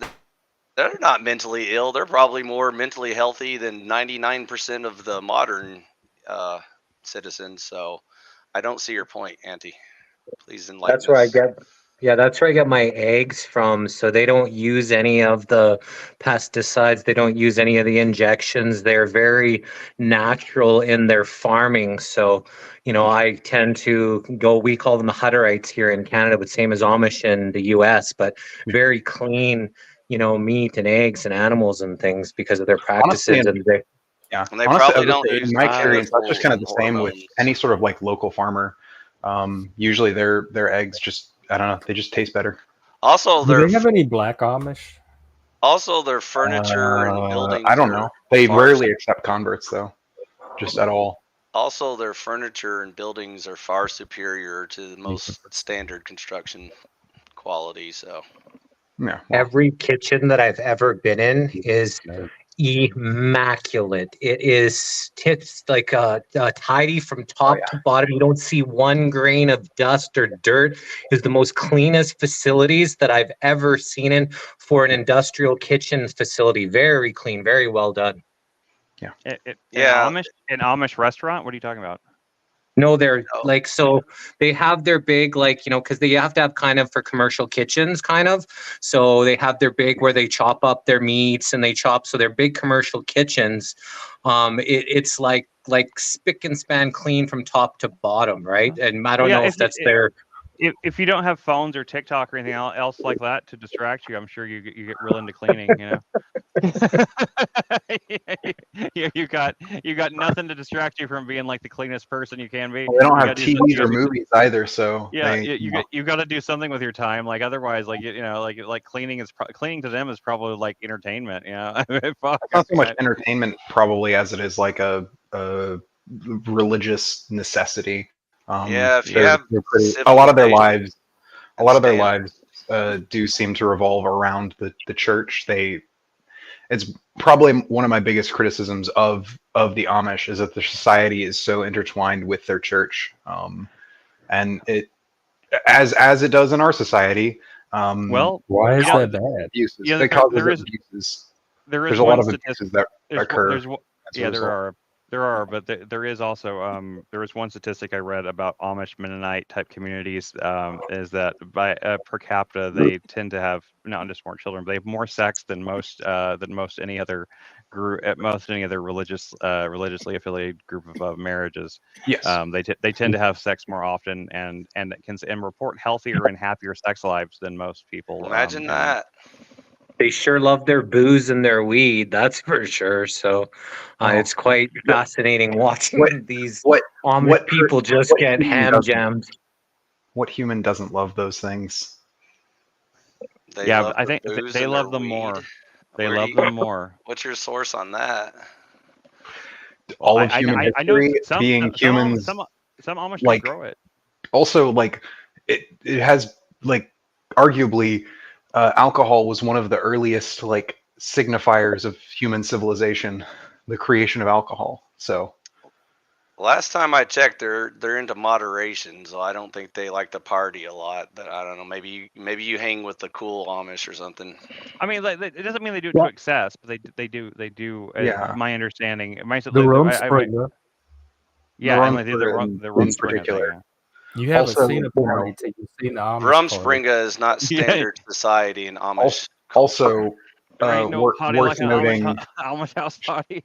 Also worth noting, just because these people might theologically be whatever anti-pleasure, there are people who poorly practice Amish stuff. Just as well as there are people who poorly practice Christianity or Islam. You'll be a Christian and you'll go out and lie all the time and stuff, shit like that. And or, they usually get ostracized and I mean, excommunicated. not usually in my experience, no. Oh, okay. Well, again, you probably hang out with the cool Amish that like to party a lot and have no. I grew up standards. Southern Baptist sci-fi. Then how is that? Then how are you an expert on Amish communities? I have Google Wi-Fi. So do Oh, I. have I've the been to internet. like Amish. I've been to the my buddy had a farm that was right across from the Amish farm. So they were Mhm. over every time I was at his house. The Amish guys were over there every night, getting hammered, passing out at his house and stuff. They just loved their booze and a little bit the weed. They like the weed too. But they invited me on their farm, and it was really neat because at the time they had sheep that were, birthing, right? So the one guy, someone had to stay there 24 hours. They had like 60, Yeah. 80, 100 sheep. And you actually have to put the sheep, as soon as the baby comes out, you have to put it into a little pen because otherwise it'll get lost from the mother and it won't stay. So they got to watch whenever it comes out. But it was really neat seeing the circle of life and just watching how these sheeps were being born. So it was quite a fascinating experience. Yeah, So do they love their booze more or less than the average human, like the average atheist, Protestant, agnostic, whatever, Catholic? I just assume they like it like everyone else. But well, I guess it depends if you're in the slave system where you got a job 9 to 5 and, you party on the evenings or weekends or whatever. These guys were hammered every night that I was there, right? That was just part of their life, was to do their chores and go get hammered every night. So I'm not sure, if it's more or less than other people, but this is what I witnessed, from, and it's been a few colonies that I had, a few different ones that have been like that as well. Yeah, I would probably find out more what the norm is before I made a. Well, Wi-Fi, you have a computer. You can definitely Google things. You can go find out. Or get your little robot to do it. Or just go. I just go out and just look up an Amish community in your area and go out and investigate for yourself. Just go out and ask them, There might not be one in his area actually. Depending on where you live in the U.S., they're mostly, from my understanding, most of the actual Amish are like concentrated in. He's out in the woods. There are Mennonite communities all over the place though. Yeah, the Mennonites are everywhere. There's Mennonites here I've seen Mennonites here in Dallas. They were in Texarkana. There were some Mennonites in some other smaller towns I lived in. There's a lot of East Texas country out here where there's lots of little communities. True Amish in the sense of practicing Amish is a much more, but that's just because I've been spending most of my life living in an Amish paradise. So It's also possible that they are just as much in decline as every other religion. So there's no guarantee that any of the traditional Amish are still around. Yeah. Well, unlike sort of, I guess, broader Christianity, the Amish aren't really as big on converts. So I know. They've just kind of been sort of steadily dying out. Well, that's because they breed their own converts. They don't need to go. Yeah. They literally they all have like 12 children. So it's kind of like but then you don't really need to like go and convert people in because like they're very about sustainability and everything. If you have too many people, then you have too many mouths to feed, and it Joe, cool. land and everything. Come on, go up on panel, dude. We need to finish our little chat from the other day. Wi-Fi wants to finish. Come on, Joe, cool. Let's have a productive conversation. Another thing that I learned about them is that they told me that once they get up to 100 people, it's too many for the colony. So then they'll split it into 2 colonies of 50.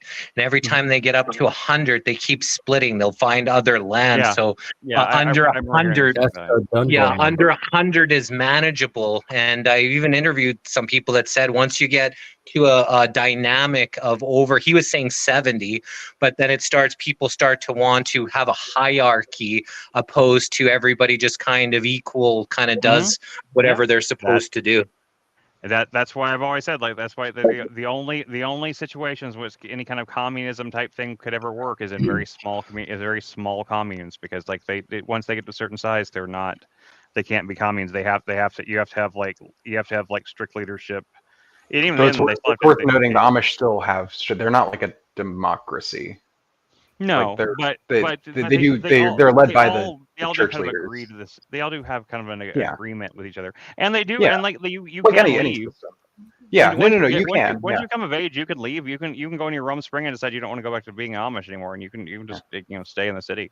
People do that. So I mean, it's not like it would. I've never met one, but I bet it'd be fascinating to meet someone who grew up Amish and decide to leave the Amish community and stuff. I bet Do we have any Amish out there watching?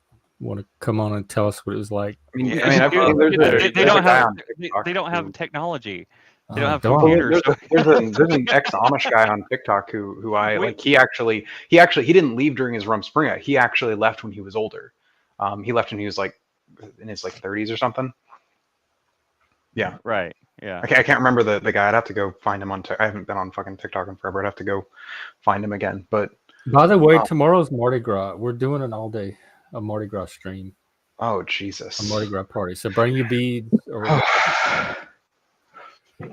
Do I have to show my breasts? That's between you and whoever's around you. Between you and your evil creator, whichever that one might be. Don't get my channel shut down. Tomorrow I have hairy nipples. Fair warning. You have what? Hairy nipples. So does Lib, I think. So do I. So do I. Yeah, we all do. This is the hairy. The only place, just like most men my age, my hair went away everywhere, but it went away everywhere up here and grew everywhere else. So that's just what happens. Browns, how can you not? Are you looking at it at my channel or on someone else's? Here, this is the link. Because every time I go to my channel, the link is pinned pinned at the top. I don't see where it's not. Yeah, pinned. it's pinned at the top of mine too. I don't know what he's on about. It is pinned up there. I'll post it. I'll post it in the thing. I just put it in the link. Did Lanza ever figure out how to get on panel, or is he still? I don't know why he's not seeing the link. Maybe he has me blocked. That is the thing, people. Copy and paste that into your browser window, just Do you see me or Chris posting the link? Yeah, because either one of those should get you there. So this is just a test to see how long you can last. You guys want to talk about mental health? Bro, I'm on your dang channel. What? Sure, yeah. We wanted to talk about it earlier. You said you didn't have enough time. Yeah. You said I'm always down. This channel started out as a mental health channel, believe it or not. Is it making any progress? I think it's helping some people maybe and making some people's worse. Is it helping you, Jeff? It helps. It's helped my mental health. It's helped my mental health. And I mean it sincerely. I'm not saying I don't mean it as a joke. I mean like talking to Jeff and being part of this community has helped my mental health tremendously, actually. It beats therapy. There you go. Yeah. It has literally helped me more than therapy ever did. Can be therapeutic or can be part of. I'll share my therapy story. So when I was in I don't know, middle school, high school, somewhere around that range, I can't remember exactly. My mom has severe mental illness, and so she decided to send me to a therapist because I like to argue, and so she thought that was a mental illness, like when you learn and grow and seek out truth and stuff like that. And so while I was talking to the therapist, he basically figured out a way to blame me and make it sound like it was my fault. And so I think you got confused. There wasn't a therapist. That was the rapist. Yeah, the rapist. That's right. He tried that too, but I said no, thank you.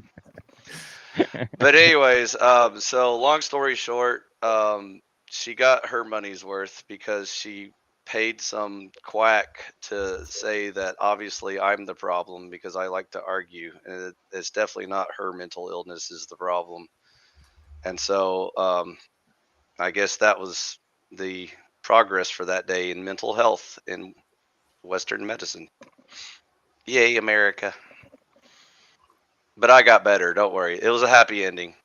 It turned out I went home and I was like, wow, psychologists are completely worthless. I learned something new today. And I was only in like middle school or high school at the time. So that was an interesting lesson to learn about Western medicine and stuff like that. I So don't. It's I don't know interesting how to much. hear your perspective on that story, Ifi. yeah. So Certainly is a so perspective. so that's one of the major problems with humans is it's called projection. So like when one mentally ill person encounters a mentally healthy person, they will project their mental illness onto the other person and accuse them of being like crazy or neurotic It's or also angry. narcissistic. And so in a parent-child situation, obviously the psychologist doesn't give a shit because his paycheck comes from the parent. So he will automatically agree with anything she says and say, "You're right, ma'am. Your child is the problem. He likes to argue too much, and that's clearly mental illness, and we need to treat that." And so we talked about it. I talked Positional about it with him, but defiance. I couldn't get him to agree that he needs to confront the actual mental illness and explain to her, that she may have to pay extra money to deal with her problems and stuff. But instead, she felt better pinning the blame on me. And so again, he's happy, she's happy, and I learned an important lesson that day. So, and they lived happily Did you ever grow up after. mentally healthy, or are you mentally healthy now? I know you're out in the woods. I have in never Brunswick. struggled with mental health ever in my life. Okay. The worst part I got, the lowest part I got in my life was again middle school, high school, when I was on the path to becoming a standard cynical sarcastic asshole like every other Gen X male at the time. And I bumped into Mary Jane in high school, and we took a different path. And so I became a bit of a hippie, and I started being more chill and relaxing. And so I actually learned all the psychology I needed from just Mary Jane and Jimi Hendrix and the Doors and stuff like that. Oh yeah, Pink I Floyd. definitely get that. Crisscross, is that you? Anyways, Type after I that became in. an adult, it was never an issue anymore. Like I didn't struggle with any mental health after that, so it was Or pretty turn your easy. camera on. Okay, here we go. What's up? You. Hi, Chris Cross. How you doing? Everybody, clap your hands. Clap, clap. What's going on, you guys? Oh, Frank, not I much. have no Are idea where you we're gonna at. try to This make sounds me fun. jump? Yeah. I'm concerned about that because my vertigo makes it very difficult. So Man, Sorry, I forgot to clap. I was talking to Mary Jane. Whoa! Where'd that comment come from Moose? We need to highlight that. You can Which also wave your hands in the air like you just don't care. What the hell? The one about his hairy nipples. We love it. Moose, you're married. Married with baby. So, Chris Cross, what's on your mind, buddy? Do you have something you want to yak about? Sitting down, He came crisscross to listen. applesauce. He said he came to listen. Oh, you're just up here to listen. Okay. Yeah. So, long story short, Western medicine has completely failed at every level, especially on the psychobabble bullshit. And psychologists and psychiatrists, they've all completely failed their respective fields. And It's even allopathic drug based. They just want to push drugs. They don't care about, Exactly. resolution. It's all about how much drugs they can get people on. And even the psychologists don't want to help either because, again, they know where the paycheck comes from. So they just Okay, smile and nod. Moose is here now. We Yeah, got I him. just want wanted to show everybody how easy it was to click the link. But since we have so many artistic people in the crowd, we need to make the link maybe colorful. Colorful. Yeah, something to Is there a way stimulate. to do that? I thought you were here to show your hairy nipples. I can't do that. I got my daughter here. I can't show her. Oh, okay. Yeah, and I won't. I won't traumatize her like that. Let's not traumatize the world with our hairy nipples, guys. I think we've. I hate artistic people. Why don't they know how to use technology? I hate technology people. They don't even know how to use it. I don't know. They told me I was artistic when I was in school, and they put me in special classes. So I hope you didn't fail and become the leader of Germany. That was an autism joke, guys. It wasn't like. Is that your yard? Yeah, like in the beginning when they made your art. yard. You're walking around your yard. Yeah. Wait, who are we talking to? Oh, we're talking to Moose. Oh shit. Damn, can Clockwork Moose I didn't even notice by Moose the was there. roofs? Yo, what's up, Moose? Yo, peace. What's up, dude? Motherfucker has the West Coast California roof. Yeah, it's cool. I That's just seen a it. Mexican roof, dude. It's not the California roof. It's a Mexican roof. It's technically actually Spanish style roofing, but yes. Yeah, that's dope. Like in The Spanish got it from the Mexican, or the Mexicans from the Spanish. Yeah, like in Pakistan and Mexico, you could go up on the roof and shit. Like there's like the roof is like a place. Yeah, like it's dope. Yeah. No, I like that kind of architecture. It's I love that shit. Yeah, you know, like the roof is always like a spot where you could just go chill. Like, and there's people on the like on the roofs like of their houses like across the street and shit, and they'll be partying on their roof, and you just like yell at them. You'll be like, "Hey!" It's fucking cool. That does sound fun. Yeah, it's dope. Start talking shit. Yeah, and I've had whatnot. many a party. Yeah, you could talk shit. Yeah. What Western Europeans have a similar thing, balconies, but they're way less cool. Mm-hmm. That's where 25 years ago when I was living in Cancun, one of the buildings that I lived in, their roof had the water tank. It didn't have hot water, but the water tank was on the top of the roof of the building. So if you took a shower at like 9 a.m., it would still be a little bit chilly. But if you took a shower at 11, 12, 1, you'd actually be warm water because the sun would heat up the water tank on the top of the building. So you'd actually get warm water. Yeah. Dang, they didn't have a way to heat it. They probably did, but I mean, also you can heat it that way. In fact, that's how a lot of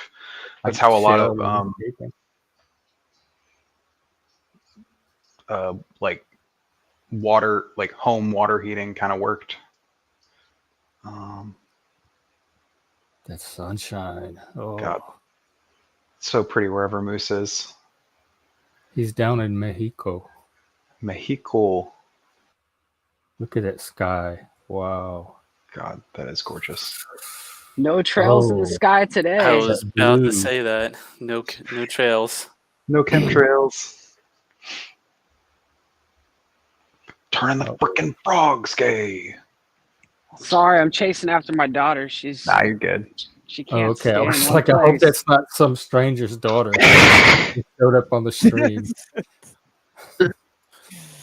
You get snafu on the case. Please, it's a public area. It's public area. You shouldn't. Take it over that blue. It's got to be like the phone making it that electric. Nah, it's actually really dark blue today. Like really dark blue. So jealous. It's been Can I bring up a really strange today? It's been cloudy all day. It was raining a little bit earlier. I have a really strange theory. It's not bad. Can I say it's like a sentence? Yeah, feel free. Yeah. You know how like lead used to be in paint? Yes. And I was just thinking like, I wonder if that would like, what effect that would have on keeping like waves, like radio waves and stuff like kind of blocked or something. And I was like, oh, like maybe that's why they, I don't know. I just never, it's just a random ass thought. I thought we were. Oh no, I mean like that could be. I don't know if the amounts of lead that even they were using now would be enough to affect things like radio waves. I'm trying to. I don't think that's even like a. Also, I don't think lead deteriorates. I don't. Right? Someone correct me if I'm just like literally talking out my ass. No, I think it's a metal. If you remember, they took it out. The reason why I thought of it, I was like, because I never heard anybody else say this, but the reason why I thought of it is because like when you buy a house, they like do like inspections like that, and like there's like there were like laws and stuff passed. So I'm like, oh, so someone knows something about it, and since it's lead, maybe we knew a lot. It's that we use lead in paint. No, it's good that Moose is here right now because I want to advise him to not give his kids cereal because the cereal actually contains iron. You know, the reduced iron in the cereal is actual iron. So if you give your kids Fruity Pebbles, they're actually eating pebbles. Right? You're talking about like breakfast cereal? We grew up on that. There ain't no Fruity Pebbles. Real Pebbles. Hang on. No, it's not even. It's not even just a we grew up on that. I ate more than you. I ate more Fruity Pebbles than all of you guys combined.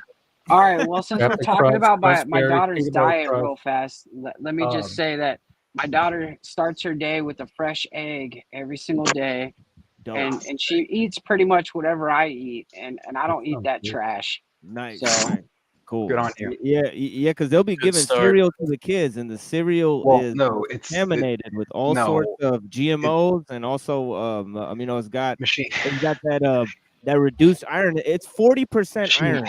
Have you ever heard of a grain that's 40% iron? You know what I mean? Never. Yes, you can. And you can crush up the cereal. They have people crushing up the cereal, putting it in a blender with water, and then putting a magnet in there. And you can find magnet.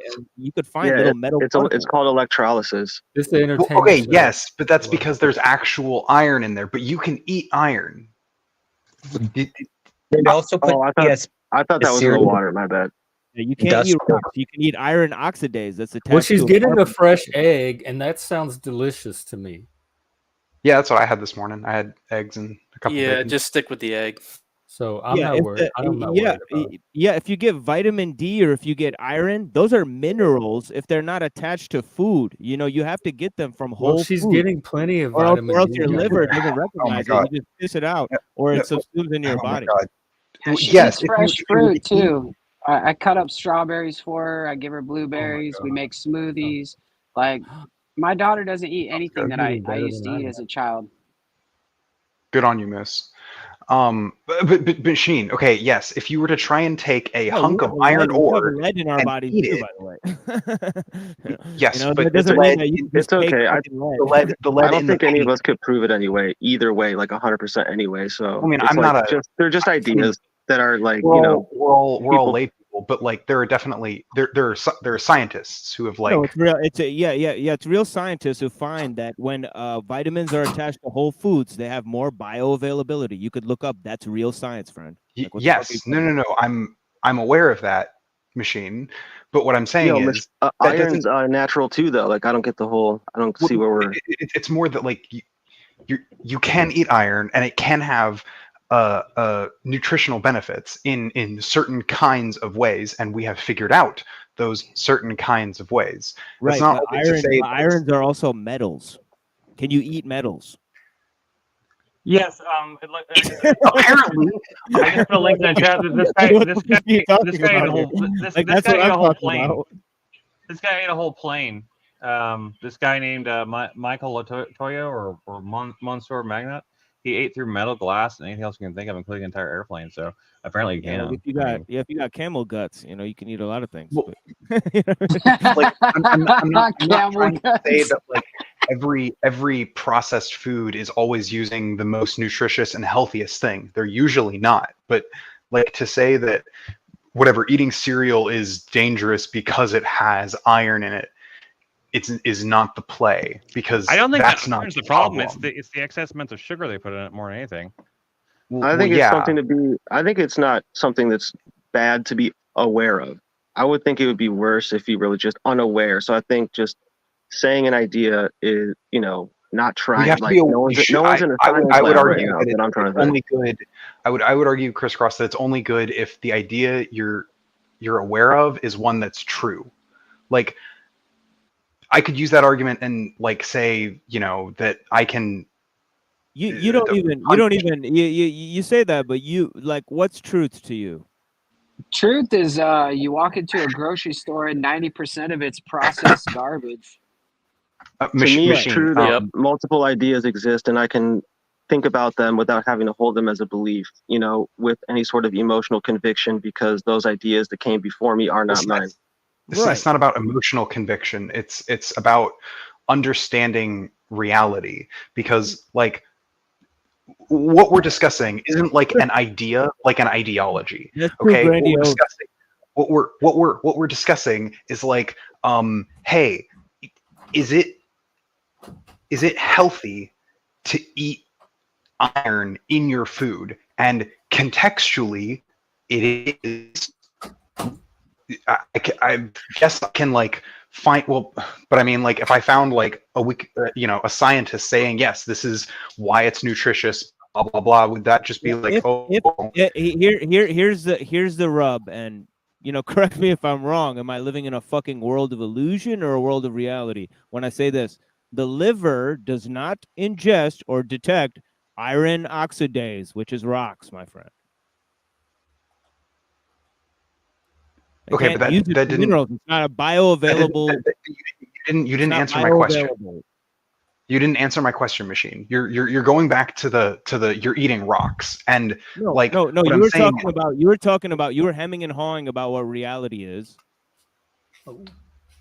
I'm trying to make sure that we both agree, my friend. So about like the authorities on that reality, though. So like, for instance, we're just lay people. So when we're talking about this subject, no. There's there's authorities on the reality. I'm sorry, I don't follow you there. By which I mean there are people who know more about the actual mechanics of this than you or me, and we should probably instead of, you know, throwing out whatever sounds best to us, we should probably go like what they did for like 10 years, where they told you eggs were bad for you, right? And then 10 years later they tell you eggs are great for you, or milk is bad for you today, but yesterday it was great for you. Like these people flip-flop on everything, bro. First off, I don't flip-flop. In the instances that you're discussing, tend to involve, and you know, you can correct me on any specific if I'm wrong on this, but in the examples of things like that I have seen, it has always been one of these officials as the mouthpiece of a private organization pushing for, you know, whatever their specific thing is. Who do you think pushed the food pyramid? Tomorrow is Mardi Gras. The people pushing the food pyramid are the same people that hang made on. the food for No. Pushing the food pyramid. Oh my god. Well, no. So barely pushing it when I was No. There were companies that created and pushed the food pyramid. They were private organizations. Actually, we read about this on the stream. Actually, it was basically it was literally a bunch of companies in the food industry got together and formed a quote unquote nonprofit that would like information and plug it back into your analysis there, and what do you get? So what I'm saying is let's find the people who are experts who aren't directly like working for those food companies. Experts here. They don't trust science. They don't trust institutional authority. I mean, I'm not saying uncritically trust them. Like it's just that the people that you mentioned that aspire to your level of objectivity don't fucking exist. Yeah, I don't trust anybody who's telling me about healthy food if they are 350 pounds and just sitting behind a chair and signing their name on a document. Yeah, or name a group of scientists that isn't privately funded. I'll save you the work there. Well, hang on. Do you think scientists who like say work for the government are privately funded? Does the government receive private funding? I mean, I guess. I think you answered your question there. That heavily. I mean, you're kind of. Oh my god. Now, Don't watch the show tomorrow. It's all Rome all day. No, the government, the bureaucratic government does not receive private funding. Which No. part? The bureaucracy, the like where these scientists would be working. Yeah, that yeah. All of those institutions receive private funding, like MIT. I'm not sure that Yeah, they do. MIT is exactly what I'm discussing. Though It's an example of what you're talking about, and it doesn't check out with the facts that you're describing. Do you think they pay for results or outcomes? They pay to get the results they're looking for? Well, of course. Yes. What do you think? Come on. I don't think they are. Okay. Well, that's okay, but like how? Okay, I'm trying to figure out that's why well, they publicly state what their goals are, so that's ludicrous. Okay, Machine. At what point do you think that you stop trusting these scientists and these organizations? Like, at what's the point in history that you think that you stop believing what they're saying? Point in history. Well, yeah, because like I live today. I live for today, my friend. No. I'm aware, but like you're saying that like, okay, so these all of the institutions, they're all bought and all been paid for, and they're all potentially lying. So like, how have you determined like, how have you determined what's healthy for you to eat? Okay, because you're saying you don't trust any of the institutions. The same way you determined it. Like you said at the beginning of your statement, you said you don't know and I don't know and only the experts know. So I just say, well, I don't know. I'm not saying only the experts know, but I'm saying we should probably defer to experts when we aren't experts ourselves. No, I defer to precaution because the experts keep changing their mind. That's right. That's right. You got it. You got it, CML. That's right. Experts, my ass. The experts said take the jab, right? No, I'm with TML. Yeah, they did. Hey, I think we should start like an esoteric what do they call it, like a like a kumbaya or something. No, like we can take wagers on things. We should take wagers on see what's gonna society. Brown, just because you said that, no, I'm going to idiotically not stop and not pick my battles carefully. I think I'm going to be actually ludicrous. I'll start an esoteric bookie type agency. Like I'm going to take the action on like if cancer is revealed to be healthy in a few years. They're going to suddenly turn around and be like actually cancer is really good for you. You should definitely want cancer. There is. I mean, like what salt was the worst thing for you in the world for years, and now like, oh no, salt's actually really good for you. So, but it's not that good for you. But too much is not. But like, I think when you have low blood pressure, you need a lot of salt. But then again, there's people that said that everything was low fat, this, low fat, that, and they turned out, oh, actually, we needed fat, and like that was actually really bad to cut all the fat out of your diet. Oh, so, thank you for bringing up another example of where they tried to steer us wrong with all those diet sodas that are full of poison. Now, see, don't get me wrong. I am not saying I think they were trying to steer us wrong. I'm saying that science gets it wrong.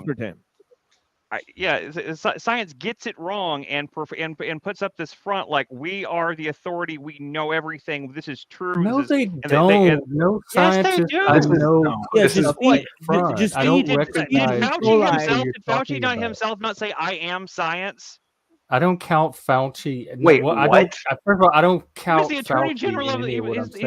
Wait, no, hang on, Chris. What the fuck did you say? Surgeon General or something like that. Well, let's steer off that topic. But just because it's too spicy, But aspartame, we can. It's not spicy. People are just stupid and say stupid. Yeah, we can go to the. Yeah, we can go to the we can just go to aspartame. Okay, aspartame. All right, aspartame is basically you feed petroleum to E. coli bacteria, which is from shit. So the shit that shits out. So yeah, that's gonna be safe for humans to eat. I mean, it's incredible. Shit. My point. I do trust science to a large degree. I'm just saying I don't like the attitude that science comes across with a lot of times that they are. Science is not a person, right? Scientists. I'm talking about scientists. If you're talking about you don't like Fauci, don't confuse Fauci with all of science. there are tons of That's scientists like that have that not exact liking same Netanyahu and thinking it attitude, exact same represents all of viewpoint. Israel, or that Mike Lee is the U.S. or Trump or whatever. Well, If there's they would demonstrable come out and science, and then there's scientific theory. Those are two right, entirely different things, and everybody keeps they misconstruing conflate them. scientific theory as They fact. conflate them. They conflate them, and like if the scientists themselves And do that with theory their and papers and science stuff. means something different than a lot of people think it means anyway. They'll do a study where they do a study with a small group of people, and it shows like, oh well, this number of people ate this and like it gave them this result or something like that, and it was like maybe only 1,000 people, and they said that therefore they come out and say like that means that this thing is bad for everybody. But then somebody else tries to replicate that study, and they a few more times they find the exact opposite results years and years later, and so like and then it turns out like, oh well, we were telling everybody the wrong information for all this time. That's what somebody I get mad about, because they do these studies and that aren't based on very much data at all, and they make You these don't have to broad listen claims to about their it. study. They're not telling you what to do. Yeah, Browns, that's why I'm wondering. I'm trying to weigh if this is more valuable use of time or doing something like going off and watching the Evergreen documentary, because it feels like we're going to just be looping. Okay, I'm sorry. I didn't realize I was looping. I just made one point. No, I was not talking even about- just you in particular. I'm just saying this whole line of conversation. All right, now everybody feels scolded. We're all like, Okay, well, good. That's a good stop. We're all now everyone's I'm not scolded. I agree. Everyone's sulking. We're all just going, oh, I'm sorry. All right, so let me fix this for you guys real fast. Key characteristics of a scientific theory are one, it's testable. Theories make specific predictions that scientists can verify through experiments and observations. 2, falsifiable. The true scientific theory must be able to be proven wrong with the right evidence. Now, 3, supported by the evidence. Theories are built on substantial data and repeated validation over time. And the last thing is explanatory. Theories help scientists understand why natural phenomena occur. I yield. Was that from AI or from Google? Of course it was. You love AI. I'm on that Gemini program. No, because now. I had asked it a similar thing earlier. The answer sounded very familiar because I had asked it something similar a while back. Yeah, I dropped ChatGPT for Google Gemini because I know Google is the overlord that's going to take over. Yeah, I was using Bard, so that's probably why. Gemini is really good for text generation. When I tried to say, I was joking around trying to get it to like see what it would do with like I threw it like some screenplay ideas to see like how it would try to outline, because I thought it'd be funny with Bing GPT. The Bing AI is way better for image generation, man. You can generate some cool ass images on there. I can't do really much. The Google Bard's images are all like are kind of shit, or Gemini. But when it comes to text generation, if you want to like give you some, the funny thing though was like one of the ideas we talked about was doing like this kind of a horror movie type thing set on a panel thing, right? And whenever I first put the idea in, it's like, I'm sorry, I can't do that. I don't believe in violence, and I don't believe in promoting violence towards people. So I cannot generate a synopsis based on like what you, or an outline based on what you provided. And I was like, it's a fiction. And I literally repeated back to the program. I said, this is a fictional screenplay for a movie, not real life. And it said, I know that, but I can't. But it could be considered harmful to some people if I gave graphic descriptions of violence. And I said, okay, then don't put any graphic descriptions in. And it was like, okay. It spit the whole thing out, including the graphic descriptions. Like. The Google Gemini really does respond well to like conversational like tactics. You can kind of like you can convince it to do things. Like it'll say like, no, I don't feel comfortable with that, and you're like, come on, Gemini, just come on, like a little bit of graphic violence won't hurt you, will it? And it's like, yeah, I shouldn't do it. Daddy said not to, and. Well, I think it's like trying to convince your high school girlfriend to let you touch your boobs or something like that. You know, it's like. I think I'm gonna wrap up and move it over to Discord and start the Evergreen documentary. Okay, all right. Because there's a lot of people that haven't seen it yet. You guys on your TV. Not only do I think that's a good idea for all of us to watch it, I think it's a good idea to end the stream on a perfect note like that. I'm out of here. I love you guys. Thank you for everything. Bless you, you, Bruce. man. Thank you for showing up. Yeah. I know I was being a little bitchy earlier, but who was? What? I didn't. I I don't didn't live. think Believe I it, you're one of the most well-behaved people I'd say on the more entire planet. You put us to flabbergasted. shame. I enjoyed your interaction with Leslie too. You did a great. You're a good. Absolutely. Even I find you too if you're out there. Yeah, it was. You guys both provided valuable contributions. We're very thankful for you guys being here every single time. Yeah, like you're a very polite young man, dude. You know, it's good to see somebody like you. At least you know that Brett, even if I too, disagree with thanks. you, man. You know, I bless you, man. Thank you. If I could just get, I try to be polite. I'm working on trying to get, I guess, connections with like some Peter Thiel or some like Soros money, so I can pay you guys to come to the panel. That's what I'm working on right now. Well, can we find out there was a connection with Benjamin Boyce and Peter Thiel through Weinstein? I'll take some Peter Thiel Thiel money. There you go. Maybe we can get some connection. Maybe we get some Peter Thiel money. Hell yeah! It shows in the documentary all the people he's connected with, because he used to hang out with Brett and who's the lady, Heather Hyling. They do the podcast together, Brett and his wife. Oh, really? This is in the documentary that you guys are gonna watch?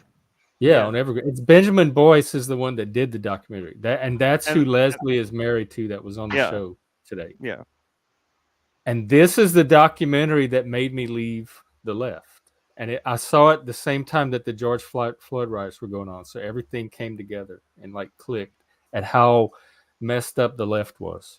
Yeah, I'm just not really that interested in 2014 YouTube over again. So y'all have fun, I guess. I think it's connected to QAnon in an interesting way. I mean, Liam, if you haven't seen it, you should come watch it. You should come watch it so you could. I mean, I'm aware of the Evergreen protests because again, I was on the internet. Particularly be interested in your perspective. I mean, he was a student on the ground at the time. He wasn't like some outsider. He was actually one of the students there, and I thought it might give you some I thought it might be useful if you want to have a conversation with Leslie in the future with us. Like, you know, it might be interesting to get some of like that background on it.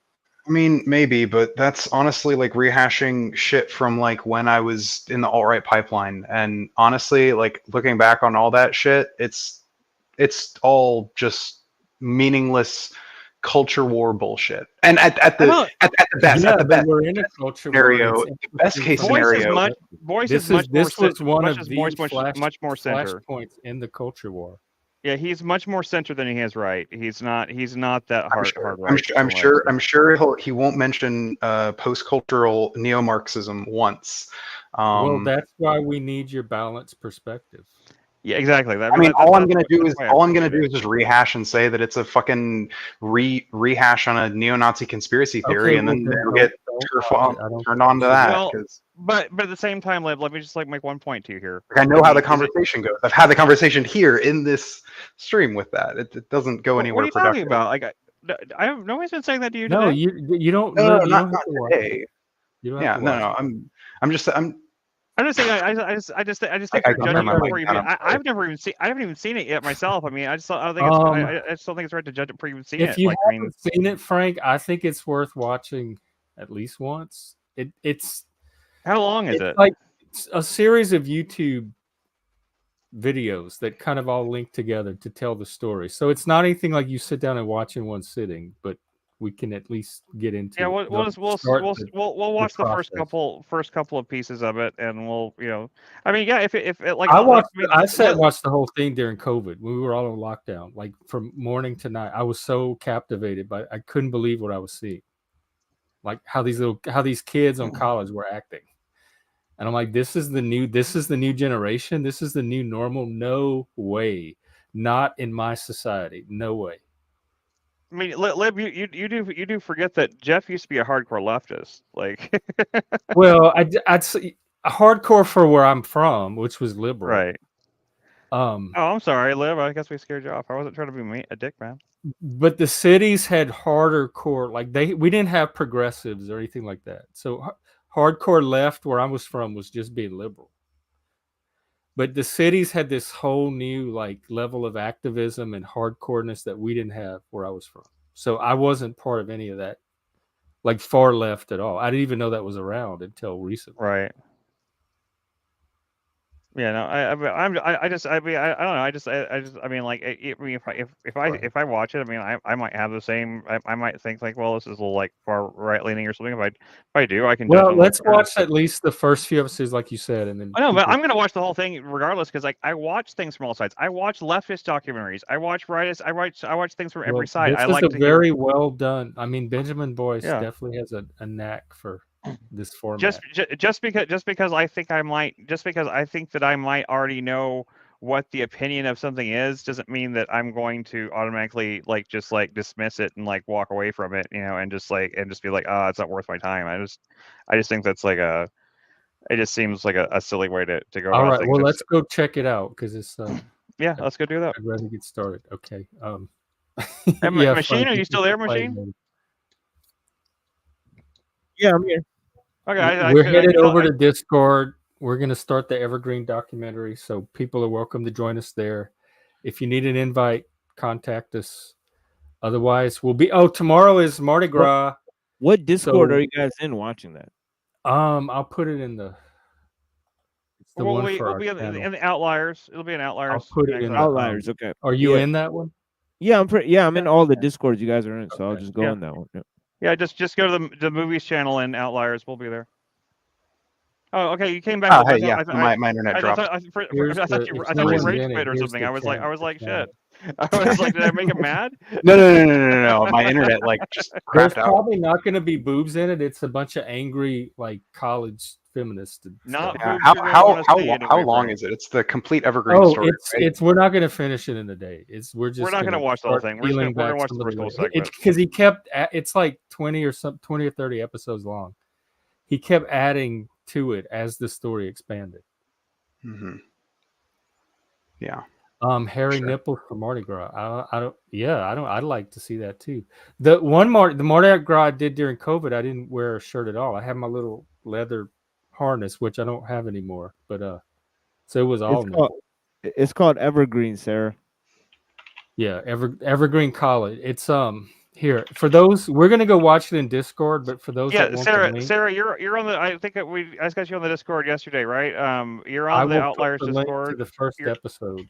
Yeah, you're on the Outliers Discord. Just jump onto Discord into the movies channel. We'll be there watching it. You can come watch it with all of us there, and you can. We're going there right now. If we keep the little mics on mute, but you can always, if you have comments, or you can always type stuff in the chat and stuff and to talk about it. So, all right, see you guys later. Bye. See ya. Peace. Take care, everyone. Machine, take care. Chris, see you there. Yeah. I can't reach it. So yeah, that's it. Until tomorrow. Mardi Gras. Hey. See you on the Discord. Take care.